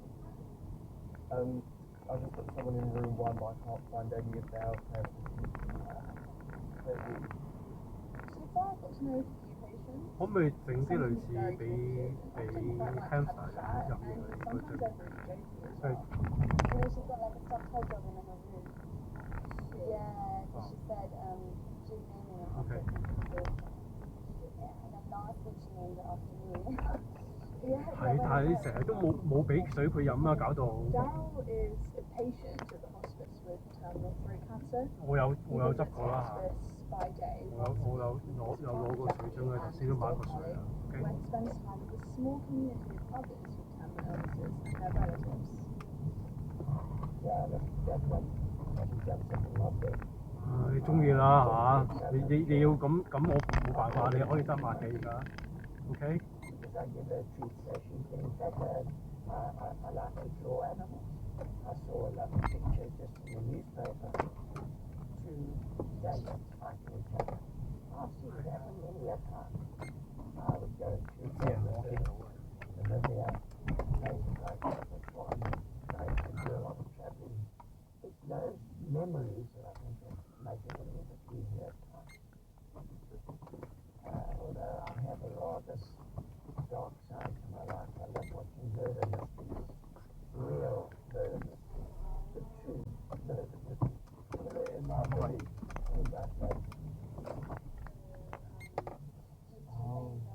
Ben and Lavanya are working on their palliative care skills in their folder.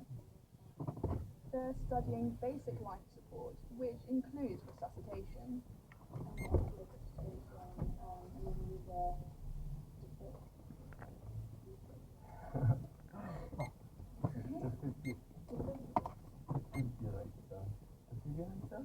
Yeah.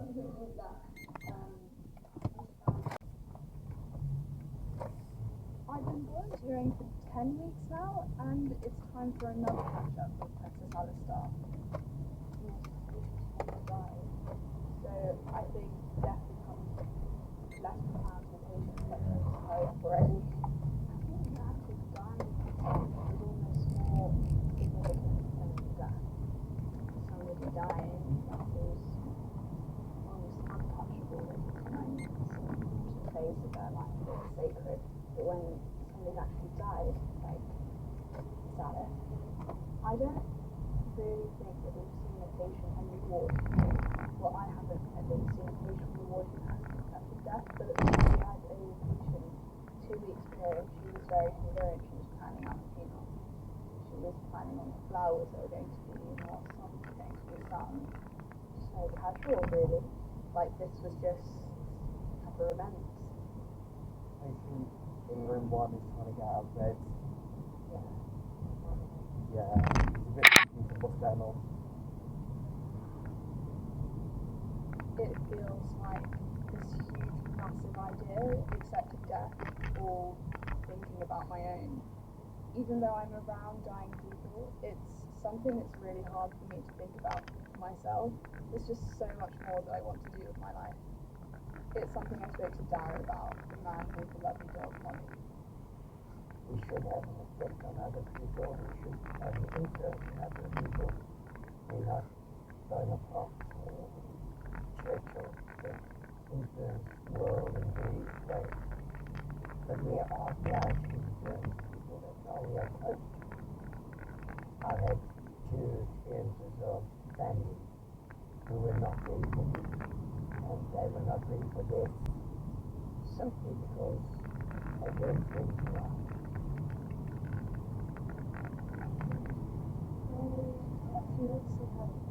Hello, I'm so sad. Hello.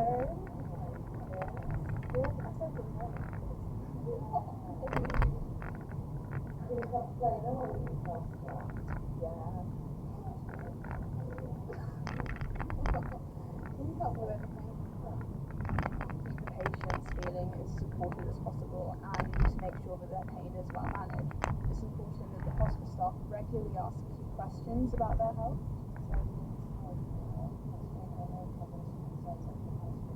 So staff tend to ask pretty direct questions to the patients, like, are you feeling depressed? Have you felt at peace lately? Today, I'm asking these questions for the first time. So you feel on and watch me. So I'm going to ask you about some of the symptoms. Do you mind raising how you've experienced these symptoms? Either not at all, slightly, moderately, severely, or overwhelmingly. I had a patient get mad at me. Yeah.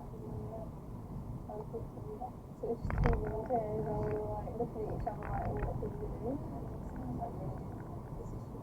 Yeah.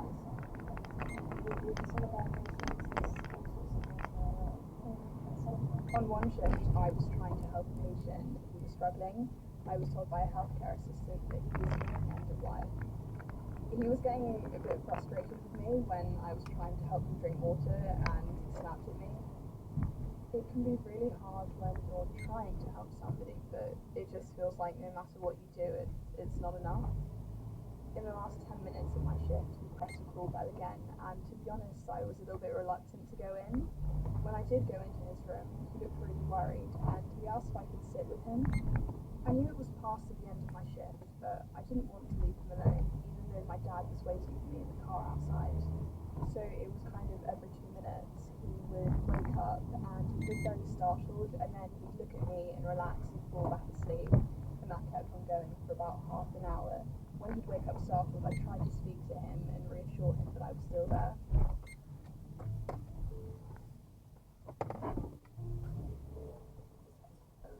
I don't know, I've been here. I was eyes wide open to this thing, so pretty hard left. Yeah. The road now that he's finally resting, you know.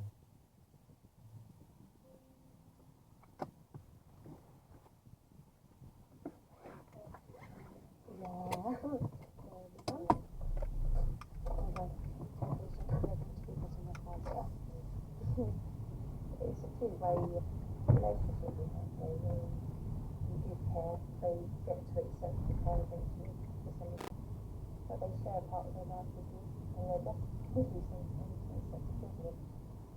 Learn a lot from people. And that's how it's works.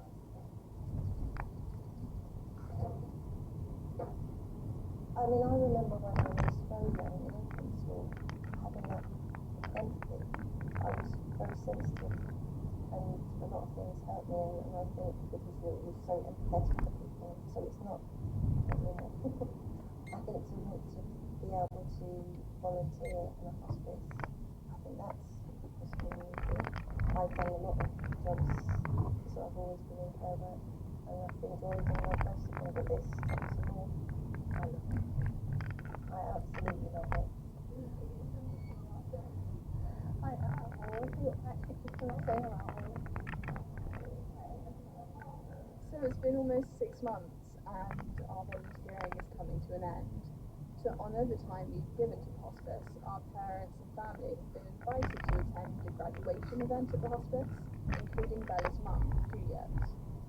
We come from a very small family, and knowing that hospices aren't always the happiest of places, I suppose, yeah, I probably was a bit apprehensive, wondering how she'd cope with something like that, something that she hasn't actually coped with before. We've had people dying, students through, and nature, a lot of patients made me laugh and stuff even when I'm in pain. And it's definitely changed my perspective every day. I'm not as scared now. I think I'm not scared either. I think you've sort of almost demystified things for me. She's been very pragmatic, I think. I think I didn't realise how pragmatic she is. What about all things? I thought you're just sort of sensible, level-headed. Oh. You just approach things in a really... I think, as I say, don't you feel that you've actually found out who you are? Definitely been matured. Maturity, definitely. Yeah. Did you trust me to talk to you? Oh. No, so I think, it's definitely, you've definitely. Ben's dad Ian and his mum Jo also came to the graduation event. He stood up sitting there listening, with the children, even with his grandparents outside there, he'll make them feel welcome. He's just in it. He is in it. That's why I think he's dealt with this so well, because it is in it. Well, Ian is starting an undergraduate course in medicine at university. Ben trained to be a paramedic, and Bella will be trained to be a physio. When I go into patient rooms, I see pictures, books, flowers, cards from neighbours and family and friends, and it feels like this is what your life comes down to, really.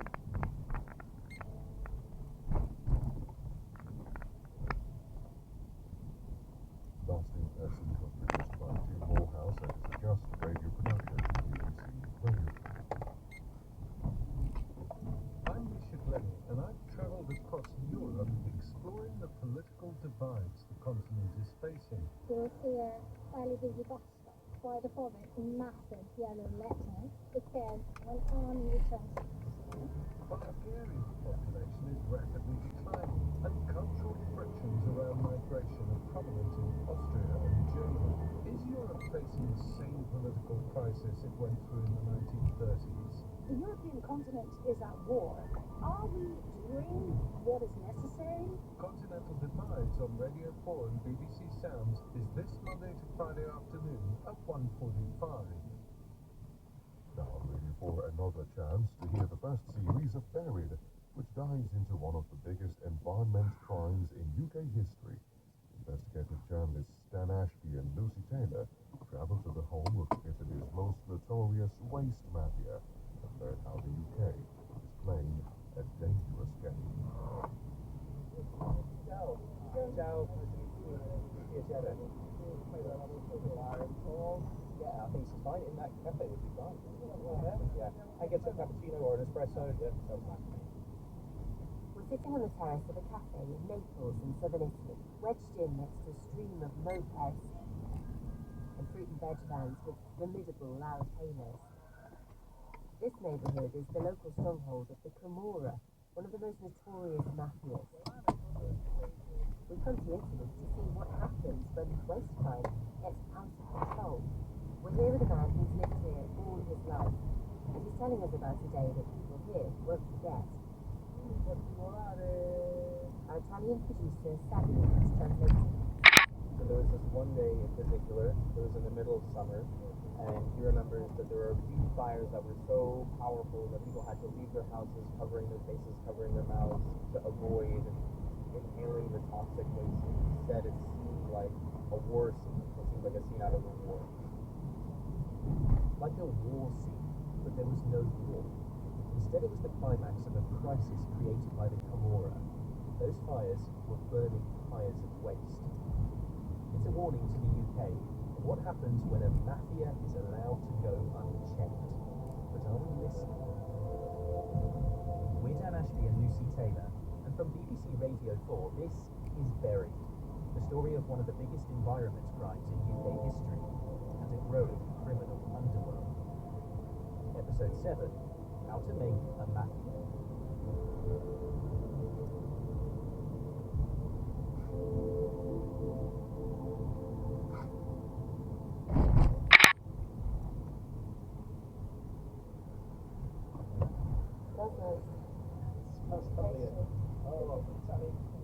I'm really sorry. Our episode in Italy starts with Dan trying to order a cappuccino.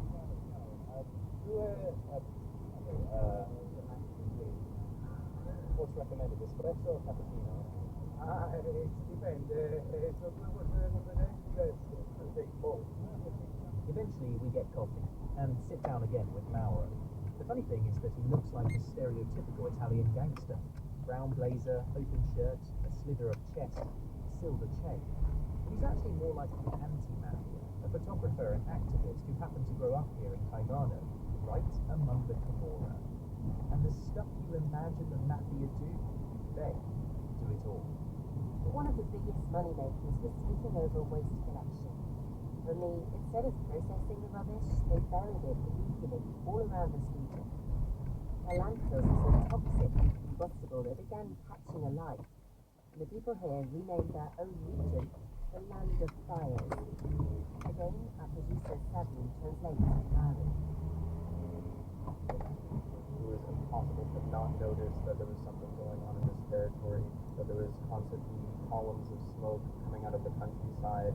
At night, you would smell all different kinds of things burning, plastics, other materials, and so it was impossible not to notice what was happening. In the summer here, it's very hot, and so the only way to cool down the apartments is to open the window or the door. But if they open the window of the door, it's inundated with this smoke and this horrible toxic smell. If they kept the door closed, it would be an extremely uncomfortable situation. And so in that period, you just felt anger for the people that had to go through that. It's a snapshot of what happens when the mafia go unchecked. They build up so many landfills illegally that legitimate operators had nowhere to take their rubbish, and then mountains of waste began building up on Naples streets. It was a very difficult situation to live in, that sometimes in the street it would smell so bad, and occasionally the garbage would be stacked up. These guys are hopefully pro-journalism. Well, I don't know. They're at least against the mafia, so... We drive a few minutes down the road and jump out to the spot where we can pick in. So do you think all of that mound there, and all the way back there, do you think that's the pollution? Yes, underneath all of these hills over here, you can see a little bit beyond the trees over there, all of these are hiding garbage. We tried to cover it up to make sure the pollution would seep through the top, but there isn't really anything that can be done about the bottom. It's 30 meters down. Even that in itself is a bit shocking, isn't it? 30 meters down from here. It's crazy how similar this is to what we saw in Northern Ireland. Completely different place, but in the same sort of location, just outside of a major city, the same sort of scale. Just crazy to think of it just replicating itself over and over again across Europe. And the weird thing about that is not that they copied this. I don't think it's that they knew this and they copied the model. It's that the model makes so much sense. It's happening again and again and again. It's so easy. Yeah. It's self-replicating. UK illegal dumps that look like Italian ones. Organised crime across the UK that's growing just like it did in Italy. And a mess of failed regulations and law buckling under the mountains of our waste. Sound familiar? Being in Naples, all of this feels so much more present. Say, as this series goes on, I'm just getting more and more angry that this happened. I think for years we've thought that it's the mafia that is causing toxic waste, illegal waste to grow. When actually, listening to this, I'm starting to wonder whether it's our waste that is making the mafia grow. There's someone who can help us with that.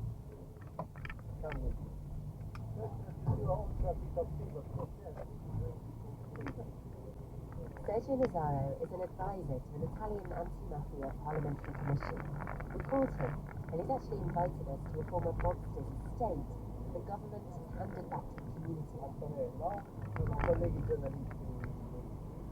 We're not even out the car, and he's dragging us towards lunch. We dive dive into a beautiful open field packed with ex-mafia tucking into risotto, former drug traffickers and hard men who now run a farm shop in Pritchard. I make a preemptive decision. When it comes to the food, I won't complain. Look at this. The bread is local, and the humour too. A little bit of bread. This is Neapolitan bread? Or what do you think it's from London? Fish fry. You know. After fish, there is nothing that you can call bread. I don't often eat fresh bread like this. I know. You're a poor guy. You know, just about Genova. You know, it's not your problem. Whether it's teasing, taking on the mafia, or just talking, Sergio is relentless. You can tell he loves this estate. It's just a little piece of hope that you walk out into the courtyards and parliament surrounding the villa, where they rehabilitated ex-gangsters and given them a new life. We're on Via the Mafia. Yeah, la matita next door, like, go away. Go away. This belongs to Mozart Land. One of the biggest, they are real business people, willing to kill people. Yes, it's one of the most dangerous because they use extreme violence and they use this. Unfortunately, we're not here to talk about how Italy took on the mafia. We want to know if the UK could get a mafia of its own. We know there's organised crime in the UK. We know it's growing. Is it possible there could one day be a mafia, or even now, mafia in the UK? That's finally a right place. Because here we are not going to strive through. They steal a lot of money. We are talking about 100 million euros. And if you buy part of institution, yes, you can get some money. Here comes the opposite, because you cut a part, another one already growing. And you never stop. With mafia, it's never over. I think people in the UK, when they think of the mafia, they think of drugs and they think of guns, but is the truth that waste, rubbish, is the real money maker? It's one of the real money makers. But 6 years ago, it was just like, don't show me fresh my own stuff. What you want. Yeah, that's right. And so, the magic was to transport the everyday waste indoors. And that's the big difference. In which we, that is, Steve Punt and Hugh Dennis and the guests, set off on a 10-week journey from beer to eternity. Really? Yeah, by people, places, subjects and things that seem apparently unconnected. And possibly are. So, could you get from the Grand Canyon to the Gruffalo? Come on, easy. Really? No. Punt and Dennis, Route Masters, on Radio 4 and BBC Sounds. Starts this Tuesday afternoon at 3.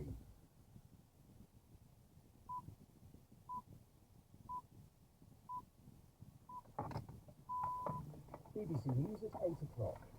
The Conservatives have announced the party's general election review is to be chaired by the former Transport Secretary, Lord McLaughlin. The Tories returned just 121 MPs in July. Its initial findings will be presented to the party's new leader in November. The outgoing leader, Rishi Sunak, used his speech at the Conservative conference in Birmingham to urge the party to stop squabbling and back his successor. This Tory member was among those listening to the speech. I was actually really surprised about the reaction, and it seemed really positive. There were people chanting his name, lots of cheering, which kind of shocked me because, in my opinion, wasn't a very good leader, and we're better off without him. So I think leaders start to like please stay. It's quite a lead there after the bad election. Israel has expanded its operation against Iranian allies, bombing Houthi targets in Yemen. Strikes targeted the port of Hodeidah. Israel said it was responding to missile attacks by the Houthis. Projections from Austria suggest the far-right Freedom Party has finished first in parliamentary elections. Pollsters believe the FPO has won about 29% of the vote. The party will need to form a coalition to secure a majority in parliament. One other party has suggested it may be open to working with them. The former spies, Sergei Skripal and his daughter Yulia, have been told they do not need to give oral evidence to a public inquiry into the Novichok poisonings in 2018. They were targeted due to nerve agent in Salisbury. The judge overseeing the inquiry said there was an overwhelming risk of the Skripals being attacked. The inquiry begins next month. Police are investigating the death of an 8-year-old boy on a farm in Cumbria.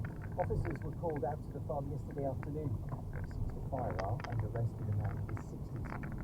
The campaigners say the use of police dogs should be phased out because too often their welfare comes second to other priorities. The animal charity PETA has called for safer, modern policing technology to be used by forces instead. BBC News.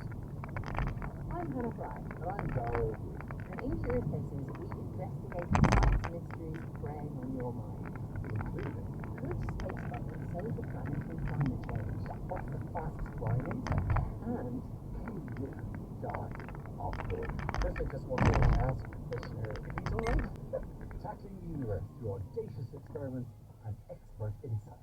Like there's a secret underlying law almost. Well, it's not secret now. I published it 30 minutes ago. The new series of Curious Cases, starting next Saturday morning at 10 on Radio 4 and BBC Sound. Matthew Bannister reflects on the lives of a diplomat and journalist, a CIA agent, a museum director, and a singer in this week's Last Word, coming up at 8:30. But now, here on Radio 4, we join Michael Rosen for Word of Mouth. I'm going to guess that many of you who listen to this programme spend quite a lot of time when you were children listening to and reading books or watching films or TV programmes in which animals talk. In some of these, like The Jungle Book, Dr. Dolittle, Paddington, there is at least one human who talks to and with the animal. In some, though, the animals talk amongst themselves, as would say the books by Beatrix Potter, like Peter Rabbit or Squirrel Nutkin. Maybe when you were older you read Wash It Down. When I was young, I had a craze on reading books in which the animals are not dressed up as humans, as would say the Wind of the Willows, but live out their fictional lives in the wild. In these books, what the animals do was, I thought at the time, supported by authors' observations of what those animals actually do. One of these was the Anglo-Canadian writer Ernest Thompson Seton. So I can remember me, aged about 10, immersing myself in what I imagined were the real minds of brown bears and grizzly bears. The clever brown bear outwitted a grizzly by working out how to leave his mark higher up a tree than the larger bear. The brown bear used the language of his scent on the bark of a tree, higher because he stood on the rock. Grizzly interpreted this as a larger bear's mark and left the territory. I'm telling this story because when we discuss the matter of animal language, it's very difficult to lay to one side the way in which our childhood reading conditions how we view animals, and just as importantly, how we view the way in which we think we understand what animals are doing, when they're making what we call animal noises, and why. Maybe today's programme will change the so I'm joined by Eric Kirschenbaum. Eric is a zoologist and fellow of Curtin College at the University of Cambridge. He's the author of Why Animals Talk, New Science of Animal Communication, and he's described as the world-leading expert in animal vocal communication, and he's here right now working for programming. Here we are. So give us a quick overview just to start. How and why do animals talk? Well, animals all communicate. Communication is something that animals do. It's fundamental to what it is to be an animal. And a lot of times that communication is both. Sound is just a really good way to get the message across on this planet. So we see a lot of animals that make noise. And the fundamental reason that they make these sounds, give out these signals, is to influence the behavior of other animals. Now, if you ask a dictionary what is communication, you probably get some definition that involves exchanging information using writing and speaking. But that's not how biologists use communication. Communication is a signal that one animal gives to influence the behavior of another animal for the first animal's benefit. It's a very, very manipulative, evolutionary perspective on communication. But it's clear that all animals have to do that. They have to influence the behavior of other animals. And they do that through communication. Well, that's very clear. So now you say in your book, our fascination with the possibility that animals might speak, partly because of them, we want to understand what's going on in their minds, but also partly because of us. Tell us more about that, because you're putting us in the picture. Well, you in a way, because there you are busy trying to find out. Yeah, we have this weird split attitude towards animal communication. On the one hand, We want to believe we're different, we want to be special, that we're the only species that talks, we're at the top of the evolutionary ladder, as it were, and on the other hand, we want to commune with these creatures. We want to speak to our dogs and our cats, and we want to talk to the bears and the dolphins in the world. So there's this tension between, do we want to understand what the animals think in this way and get these sorts of insights? But also, here's a creature that has a clear need to convey information to other members of its group. But you won't see that unless you're actually studying in the process of collecting, bringing it back to life, and so on. And it was really once people started thinking, why did animals evolve the way that they did? Why did they evolve these communication systems? But we began to understand what questions were asked. Why do dolphins make so many different kinds of whistles? Why do wolves howl in the way that they do? These are things you can only understand in the wild. And these, they're for the ducks. Yes, these don't communicate vocally so much. This dance that was discovered is a visual communication. So there's visual communication as well. We see in the animal world communication, sound, vision, smell, with vibration. We see communication even sometimes with electric fields. But it's really sound that has taken over, has become a dominant way for complex communication on this planet. So, let's home in on your job. You're out there in the wild. Are you hiding? Are you watching? Do you have pickup machines picking up what these animals are doing? Let me get an idea of it, and then we can talk about the need is to live in a cohesive and solid, friendly social group. And we're pretty sure that one of the roles of howling is simply to strengthen those social bonds, to make sure that everyone feels comfortable, that the whole pack is there, we know where everyone is, we're all okay, and we're all in a good mood, and everything is going well. And that kind of social role is very important for me. And is what you're saying now about all these functions of howling, if you like, does that come from your Howl survey? We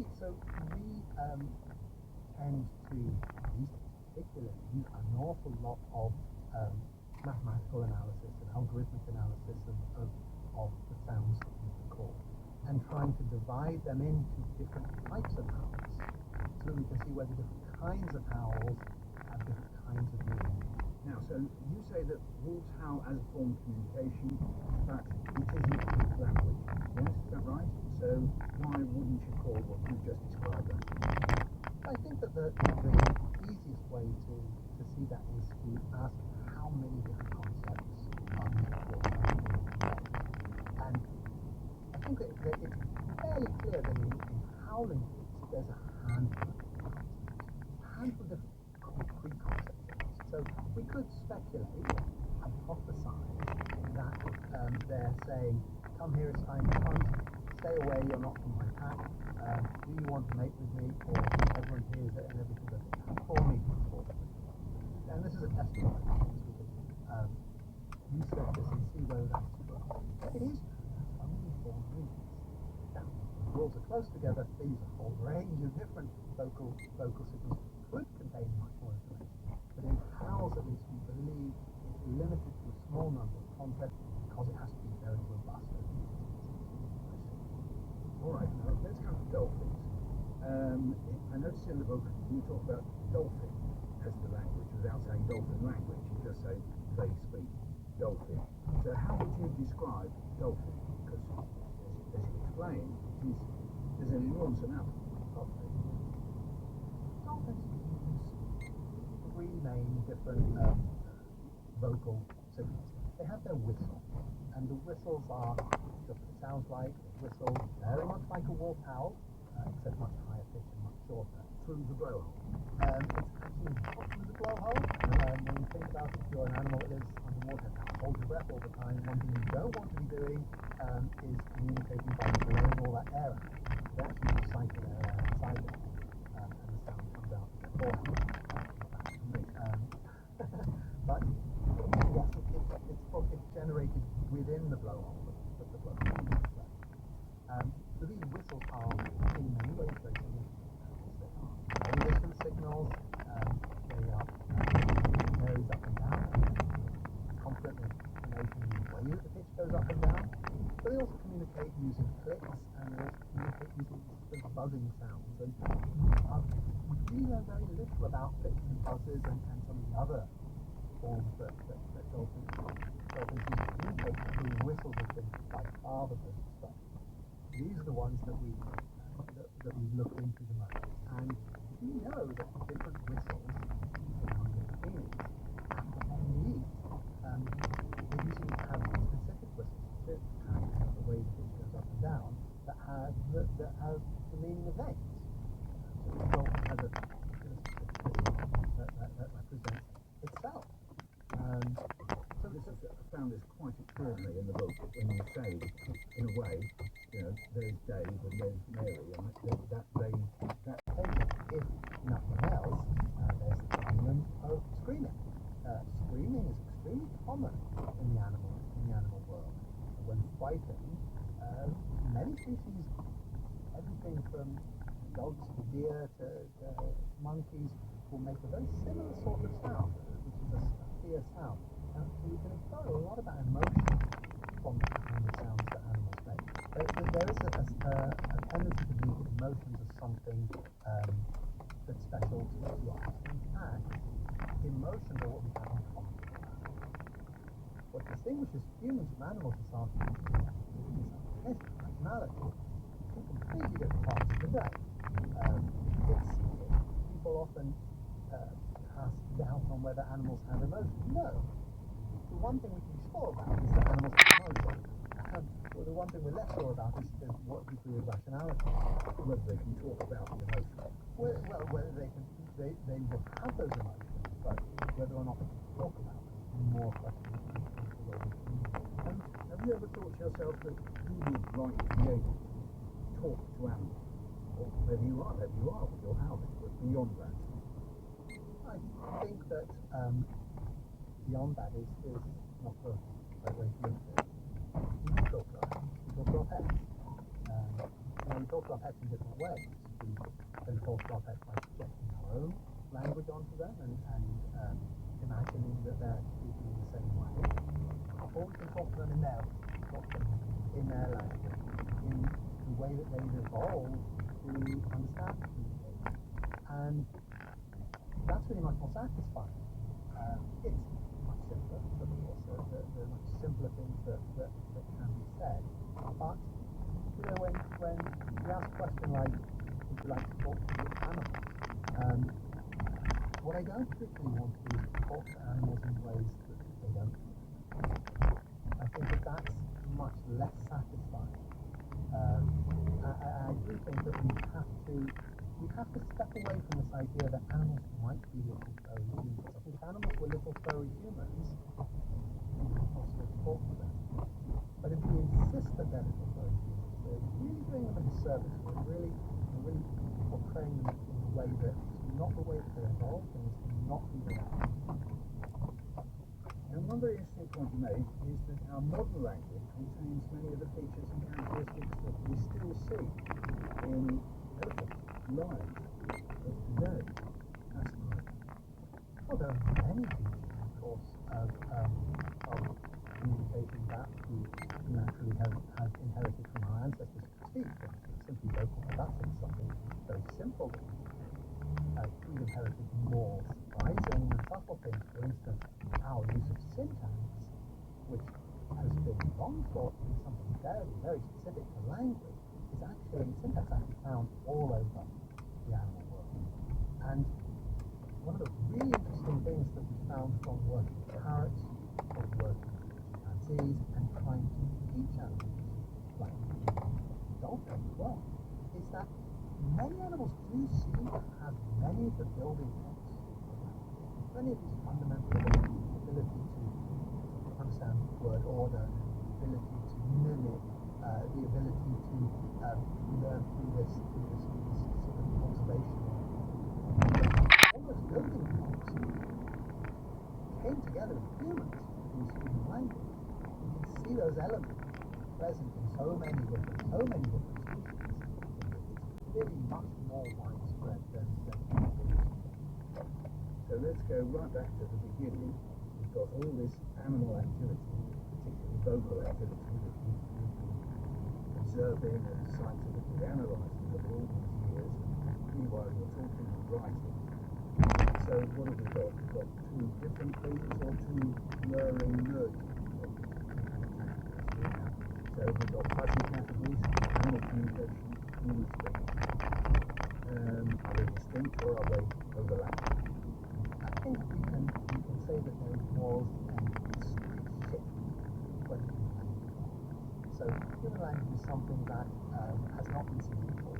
Something more complex than what exists in any other animal, but complex in a qualitative way.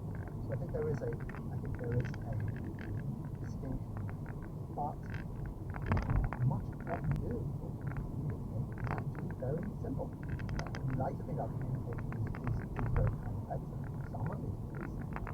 But if you think about how you interact with other individuals, most of the time it's actually quite simple. Very simple concepts. Just moving your way through to a crowded room, excuse me, and giving messages that you want to get past. These things are communication.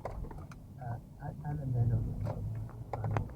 So on the one hand, we've bolted on extra capability of language, but we've bolted it on top of a creature that has all the same stuff that these other animals have. So there's both a continuum and a jump. Harry Kirschenbaum, thanks very much indeed. Word of Mouth was presented by Michael Rosen and produced by Beth O'Dean. It was a BBC Audio Personal This cultural night, where my guests reveal their most important influences and inspirations. You have to just think, I'm being compared to stars from our village. Dame Judi Dench. And with everybody else in the cast, it's like a recipe. Sir Paul McCartney. My dad played the piano. He left school at 14. He was very interested in words. Whoopi Goldberg, and many more. Carl Bernstein. It was then revealed that Peter had fathered a child with the family's nanny. Bernstein's wife, Nora Ephron, wrote the best-selling book Heartburn, based on the episode, which became a film starring Jack Nicholson and Meryl Streep. Well, Peter's private life was rich entertainment for the newspapers at the time, and of course Private Eye. Margaret Jay is still very much alive, an absolutely magnificent figure in her own right. So they were, in inverted commas, a sort of royalty. And so the shattering of their relationship undoubtedly sad for them, and nothing that we need to get into or know much about. But it made huge prominences for papers who loved the story. Hello, good morning, and welcome to TVAM. New studios, a new news service, and a new national network. So Peter came back and was the linchpin of the breakfast franchise on ITV, became TVAM. There was no breakfast television in the UK at that time, BBC didn't have it either, so it was generating a tremendous amount of adrenaline and excitement. And Peter recruited David Frost, Michael Parkinson, Anna Ford, Angela Ribbon, and Robert Keith. And it looked as if it couldn't possibly fail. And welcome to our two main programmes, Daybreak from 6 to 7, and Good Morning Britain, of which you just saw the opening titles, from 7 to 9 15. As it turns out, it was the most spectacular of failures, because although there was charisma overload, nobody really knew how to do a 3-hour magazine programme on ITV for a real audience. And Peter didn't have that skill. And the production team, and I was there, I've been recruited by Peter Jones, part of the production team, we were extraordinary fellow and cooperative. And Peter tried to make us all feel that in the long term it would be alright. But in fact, you could see that his morale had been broken. He just wasn't used to that kind of failure. Peter Jay took on the role of chief of staff to the tyrannical and corrupt newspaper tycoon Robert Maxwell, a decision he lived to regret. And Maxwell, I would say, sadistically enjoyed the fact that he had what was Britain and Peter Jay working for him. And the story, well known, is that Robert Maxwell was very much in the middle of the night just to make sure that Peter Jay knew who the boss was.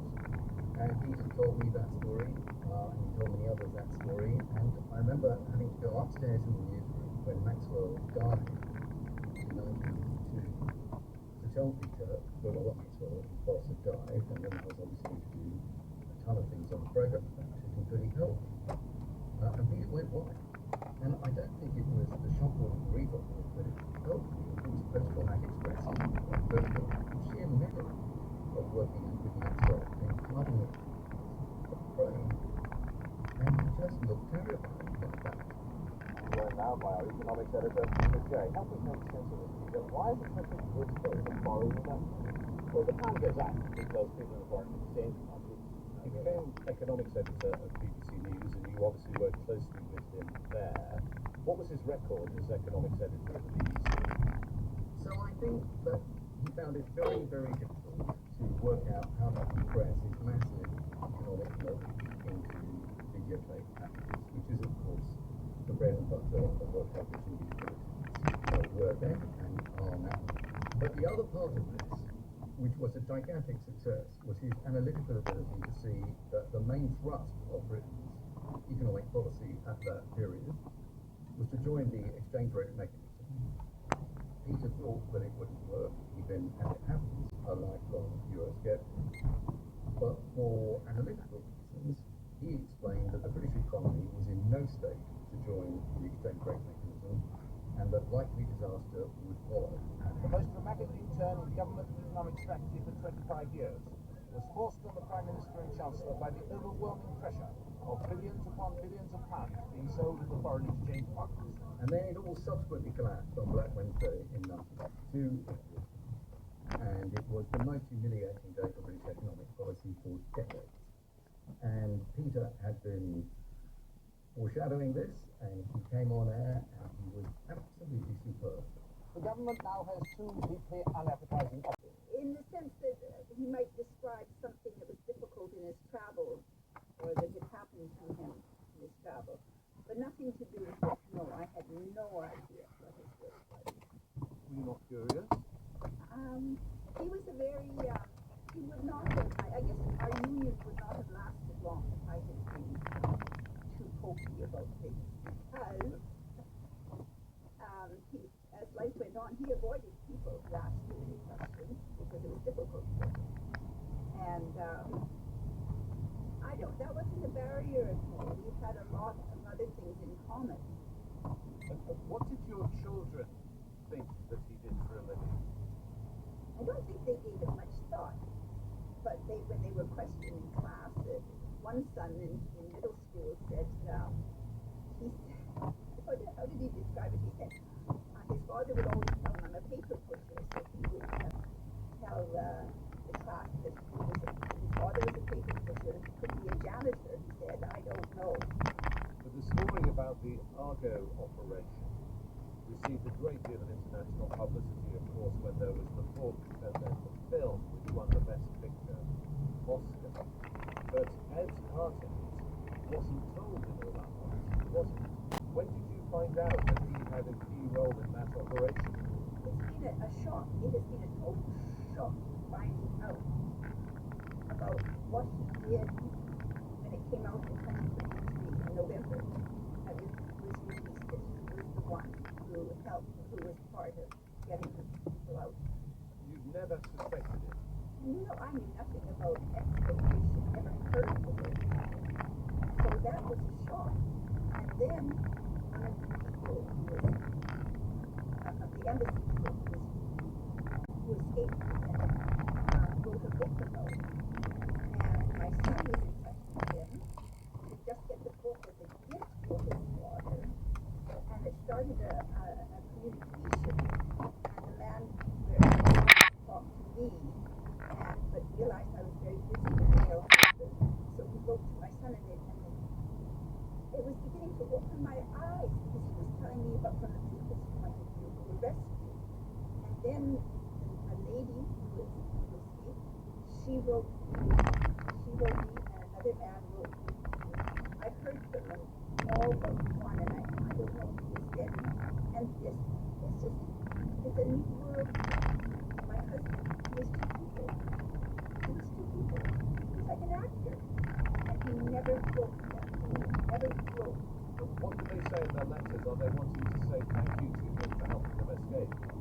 Oh, they are so grateful because they were a state department. A totally different type of personality, totally. They're more prim and proper, and he was deep in that way. He was in the shadows. He always was in a couple of parties. He was over in the corner watching. And did you read in Langley papers, my husband's school? And he said he had to teach the people how to write. They didn't know how to ride to a sword. That was one. He said it there. And so that was interesting. I said, oh my goodness. At that time I could say to him, I said to him, you lied to me over the years. You know, you didn't say that. And then he said they didn't know how to be secret, how to be clandestine. But I think you asked the $64,000 question just then, which you said to your husband, have you been lying to me all these years? What was his actual response? He couldn't talk. What about your friends? What did they say when they found out what he'd been up to? To tell us more about the music she loved. Polyphony literally means many sounds. And if you want to think of the best example of polyphony in nature, just imagine the wind chorus in springtime. A wonderful sound of birds' voices, all mixing and singing and matching, and yet making really beautiful music.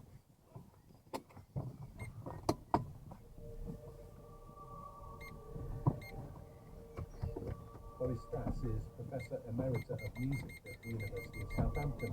She was a close friend of Deborah Roberts for over 20 years. Deborah had a beautiful clarity to her voice. And she is best known for being a very high soprano, but she was also, her voice was extremely flexible. She was probably the best in the UK at performing very elaborate ornamentation. It was just came out of her effortlessly.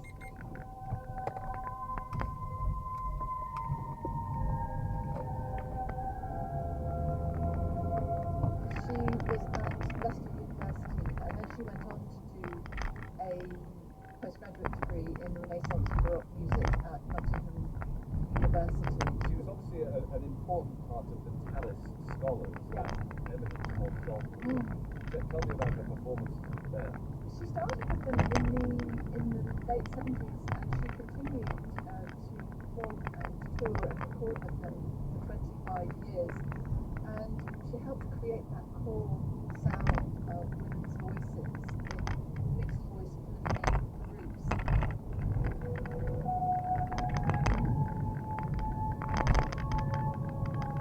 There was a great controversy back in the 70s about whether women should be singing polyphony at all. And I think that Deborah... Its history as a monastic tradition, presumably. Because of its history in this country, as well, more as a cathedral, the great cathedral, English choral tradition. But she showed that it was part of the constitution, her fellow sopranos. They created a sound that was really quite unique and really a benchmark for all other early music groups.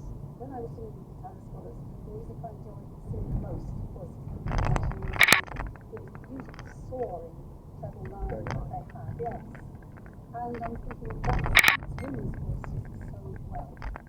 And lots of descriptions of singing later on in 16th century England talk about boys and women's voices. So women were singing. She was also really passionate about the idea that women's voices belonged in polyphony for themselves, and I think that's what started her investigations in the mid-1980s, creating a female voice ensemble to investigate 16th and 17th century polyphony written for and by women. In 1990, Deborah put that passion into practice by founding the ensemble Musica Secreta to perform music written by women from the 15th to the 18th centuries.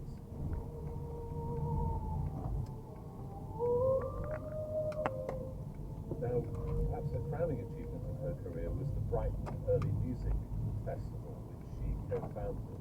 Can you tell us about that festival and what her vision was for it?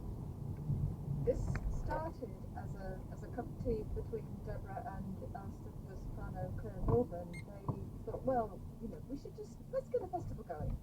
And they asked some of their friends and colleagues to put on 7 concerts. This was back in 2002. They recruited a band of volunteers, and it was very much about grassroots. It was very much about involving people from Brighton and the surrounding area in making music and putting it into public places like parks and pubs and the pavilion even. She really did want to get away from the whole stand and deliver aspect of classical music.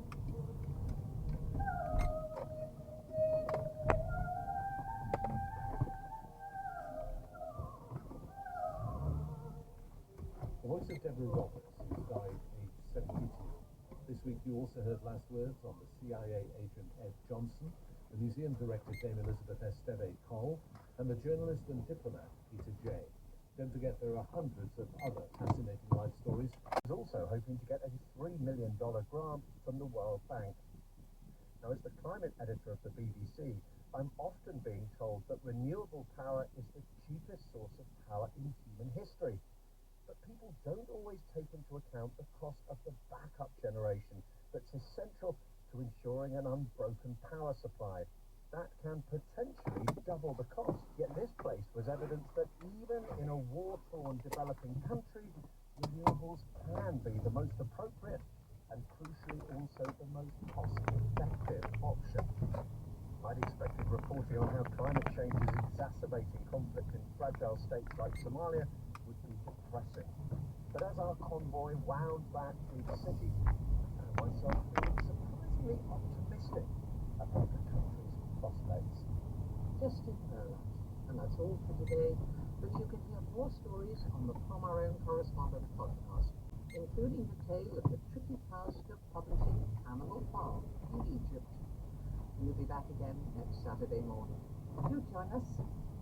Our Correspondent was presented by Kate Adie, the producer, Serena Thompson. On BBC iPlayer. Marcus Coldwater identified me before he died. Why does he identify you? I don't know. Allegedly, he's still entitled to defense. I don't think we should touch this. Starring Michael Soccer and Adil Akhtar. Before we go to court, is there anything I need to know? The new series of Show Trial. I'm Officer X. Watch all episodes from next Sunday on BBC iPlayer. For Westminster Hour, a quick look at the forecast tonight. The southern half of the UK will be windy, with heavy rain spreading eastwards. Northern England, Northern Ireland and southern Scotland will be mostly cloudy with patchy rain. Northern Scotland will have clear spells and showers. And tomorrow, North Wales along with northern, central and eastern parts of England. Heavy and persistent rain, a similar picture of Northern Ireland. On FM, on BBC Sounds and on his smart speaker, BBC Radio.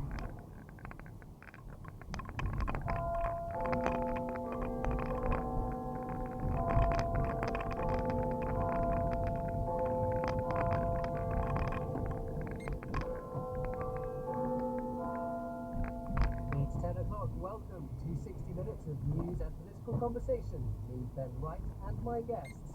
This is the Westminster Hour. The main news tonight, Israel has hit more targets in Lebanon and Yemen after announcing 20 senior members of Hezbollah died in the airstrike that killed the group leader on Friday. The government is to tighten the rules for ministers on declaring gifts and hospitality. And the Conservative leadership candidates have focused on immigration as members meet in Birmingham for the party's conference. Coming up, having been turfed out by voters, the Conservatives are now searching for a new leader and fresh direction. Here at their conference, we talk to the candidates and activists and any of the four hopefuls to revive Tory fortunes. I'm warming towards James. I like Kimmy. You can't just name all four. I'm very taken with Tom, who I didn't know anything about at all, but I found him very personable. For me, I'm a sort of Rob Jenrick supporter. I think he's the most charismatic, the brightest. He's run a really good campaign. But a former Conservative leader who knows all about taking over the party after a Labour landslide tells us it was wrong to give members the final say.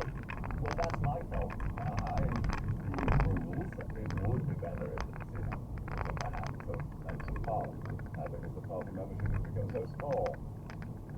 On my panel, Conservative MP and former Minister George Freeman, Minister and political commentator Scarlett Maguire, and for the Government, Culture and Science Minister Chris Bryant. The Daily Telegraph political editor Ben Riley Smith, authority on Tory wars, is our expert guide to the week ahead. But first, here is the news read for us from London by Alan Smith. Lebanon's health ministry says more than 50 people were killed as Israel's bombardment continued today with airstrikes targeting the capital Beirut, as well as areas in the south and northeast. Israel says it believes that 20 members of the Hezbollah leadership died alongside the group's head, Hassan Nasrallah, on Friday. Large-scale airstrikes have also been carried out on power plants and a port in Yemen. Tonight, President Biden said a regional conflict has to be avoided. From Beirut is our Middle East correspondent, Nicola Shaver. Israel says its offensive against Hezbollah will not stop. And this is proof of it. A massive airstrike in the eastern Bekaa Valley, one of 30 in just 1 hour. There were also fresh attacks on southern Beirut, the group's stronghold. One of them, this afternoon, happened shortly after we drove through Dahir. Once Hezbollah's beating hard, it now looks like a ghost town. Streets are empty, shops closed, and people are still trying to flee, with some apparently living on foot. Lebanon's Prime Minister Najib Mikati said as many as 1 million people might have fled their homes across the country. He called it the largest displacement in recent memory. The authorities are struggling to assist everyone in need, with shelters and hospitals under pressure. Lebanon is now in a tense and anxious wait to see how Hezbollah is going to respond to the attacks that have claimed so many of its leadership. As an Israeli invasion of southern Lebanon looks imminent, concerns persist about this becoming a wider regional conflict. Speaking to the US network ABC, the White House National Security spokesman John Kirby said it seemed likely that Iran would react.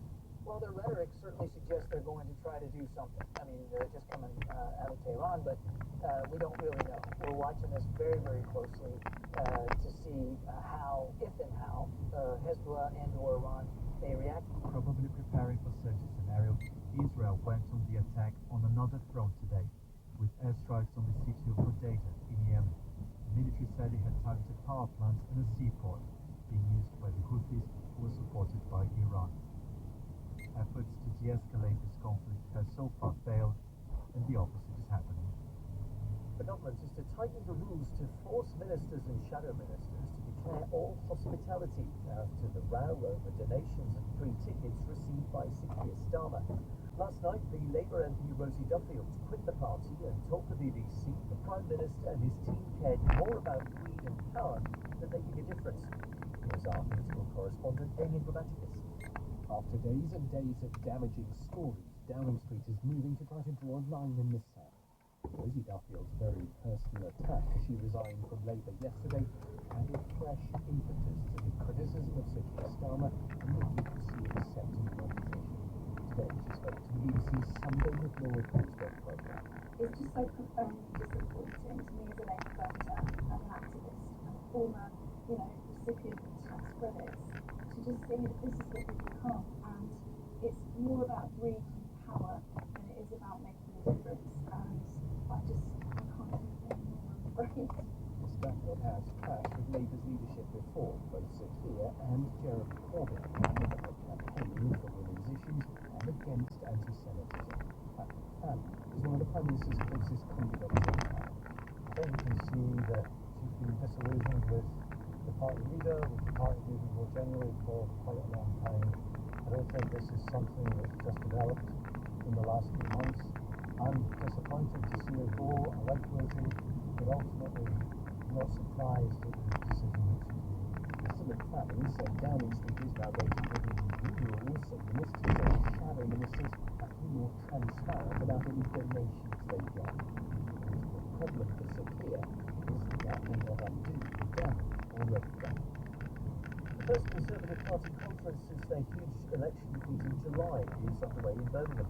All four leadership candidates, Robert Jenrick, James Cameron and Tom Tugendhat, are trying to win support before the next round of voting by MPs. correspondent Ian Watson reports from Birmingham. It would be fair to describe the Conservative leader's presence at this conference as low-key, rather than speaking to the main stage. Rishi Sunak hosted a reception for party members, defended the Conservative record of government and complete unity. But attention has already turned to the party to succeed. After this week's conference, MPs wished for more candidates down to two, and party members mentioned the winner. So it's perhaps not surprising that some of the contenders are focusing on issues which they believe are close to the membership's hearts. Robert Kenrick told the BBC's Sunday Morning Pittsburgh programme he wants the cap on legal migration set in the tens of thousands, and is prepared to cast aside international conventions in order to tackle illegal migration. There is no way that we will fix this merely by tinkering around the edges, improving the Home Office, changing processes. I've done those things, trust me. I've thought about this in great depth. We will never secure our borders. We will never get dangerous criminals and terrorists out of our country unless we leave the European Convention on Human Rights. Clearly, Midland's emphasis was less on the numbers of people arriving in the UK and more on the views and values of some new migrants brought with them. Of course, not all protests are valid. I don't believe in cultural relativism. I believe in Western values, the principles which have made this country great, and I think that we need to make sure that we continue to abide by those principles to keep the society that we have now. She insisted those views were not controversial. The same could be said for her comments on maternity pay. She suggested it had gone too far, raising a burden particularly on small businesses. Tom Tickenhat responded by stressing the importance of maternity and paternity rights, while James Cleveland called for more affordable childcare.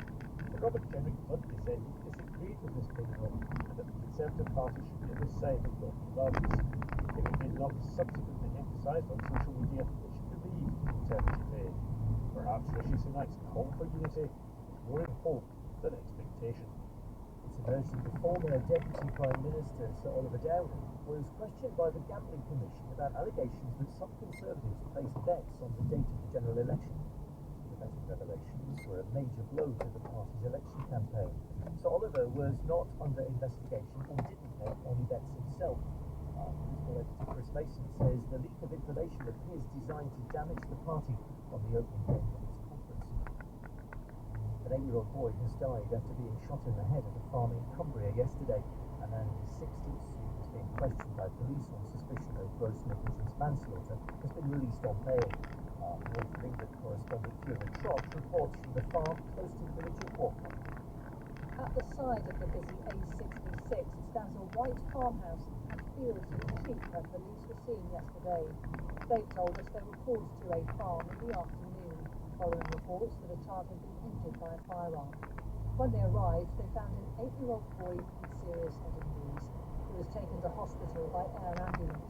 A gun was also found at the scene. Tragically, the boy died overnight.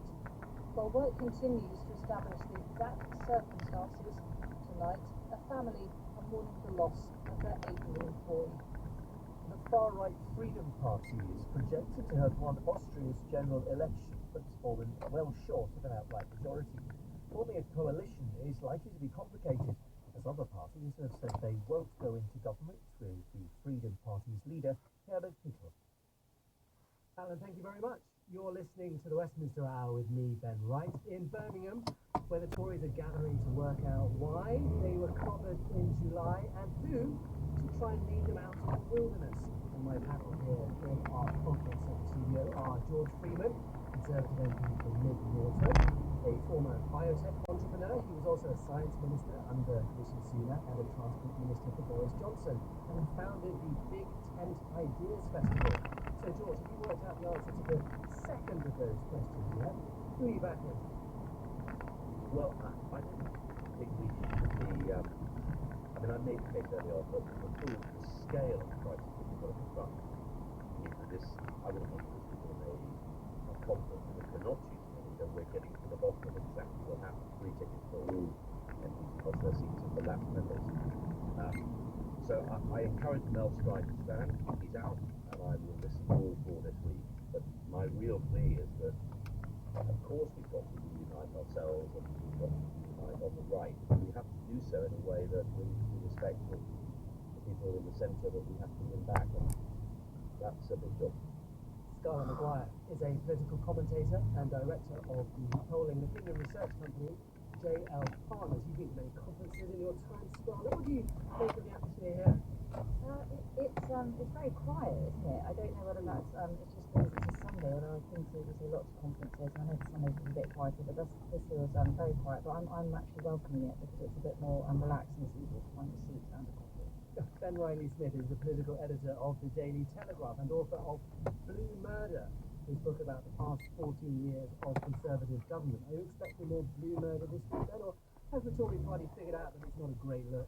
I think there is a common feeling among Tory MPs, past and present, and they're kind of sick of this backfighting, infighting stuff. So yes, you're going to have these four leadership candidates crashing, but so far they seem to be sticking on policy rather than getting personal. And from the government,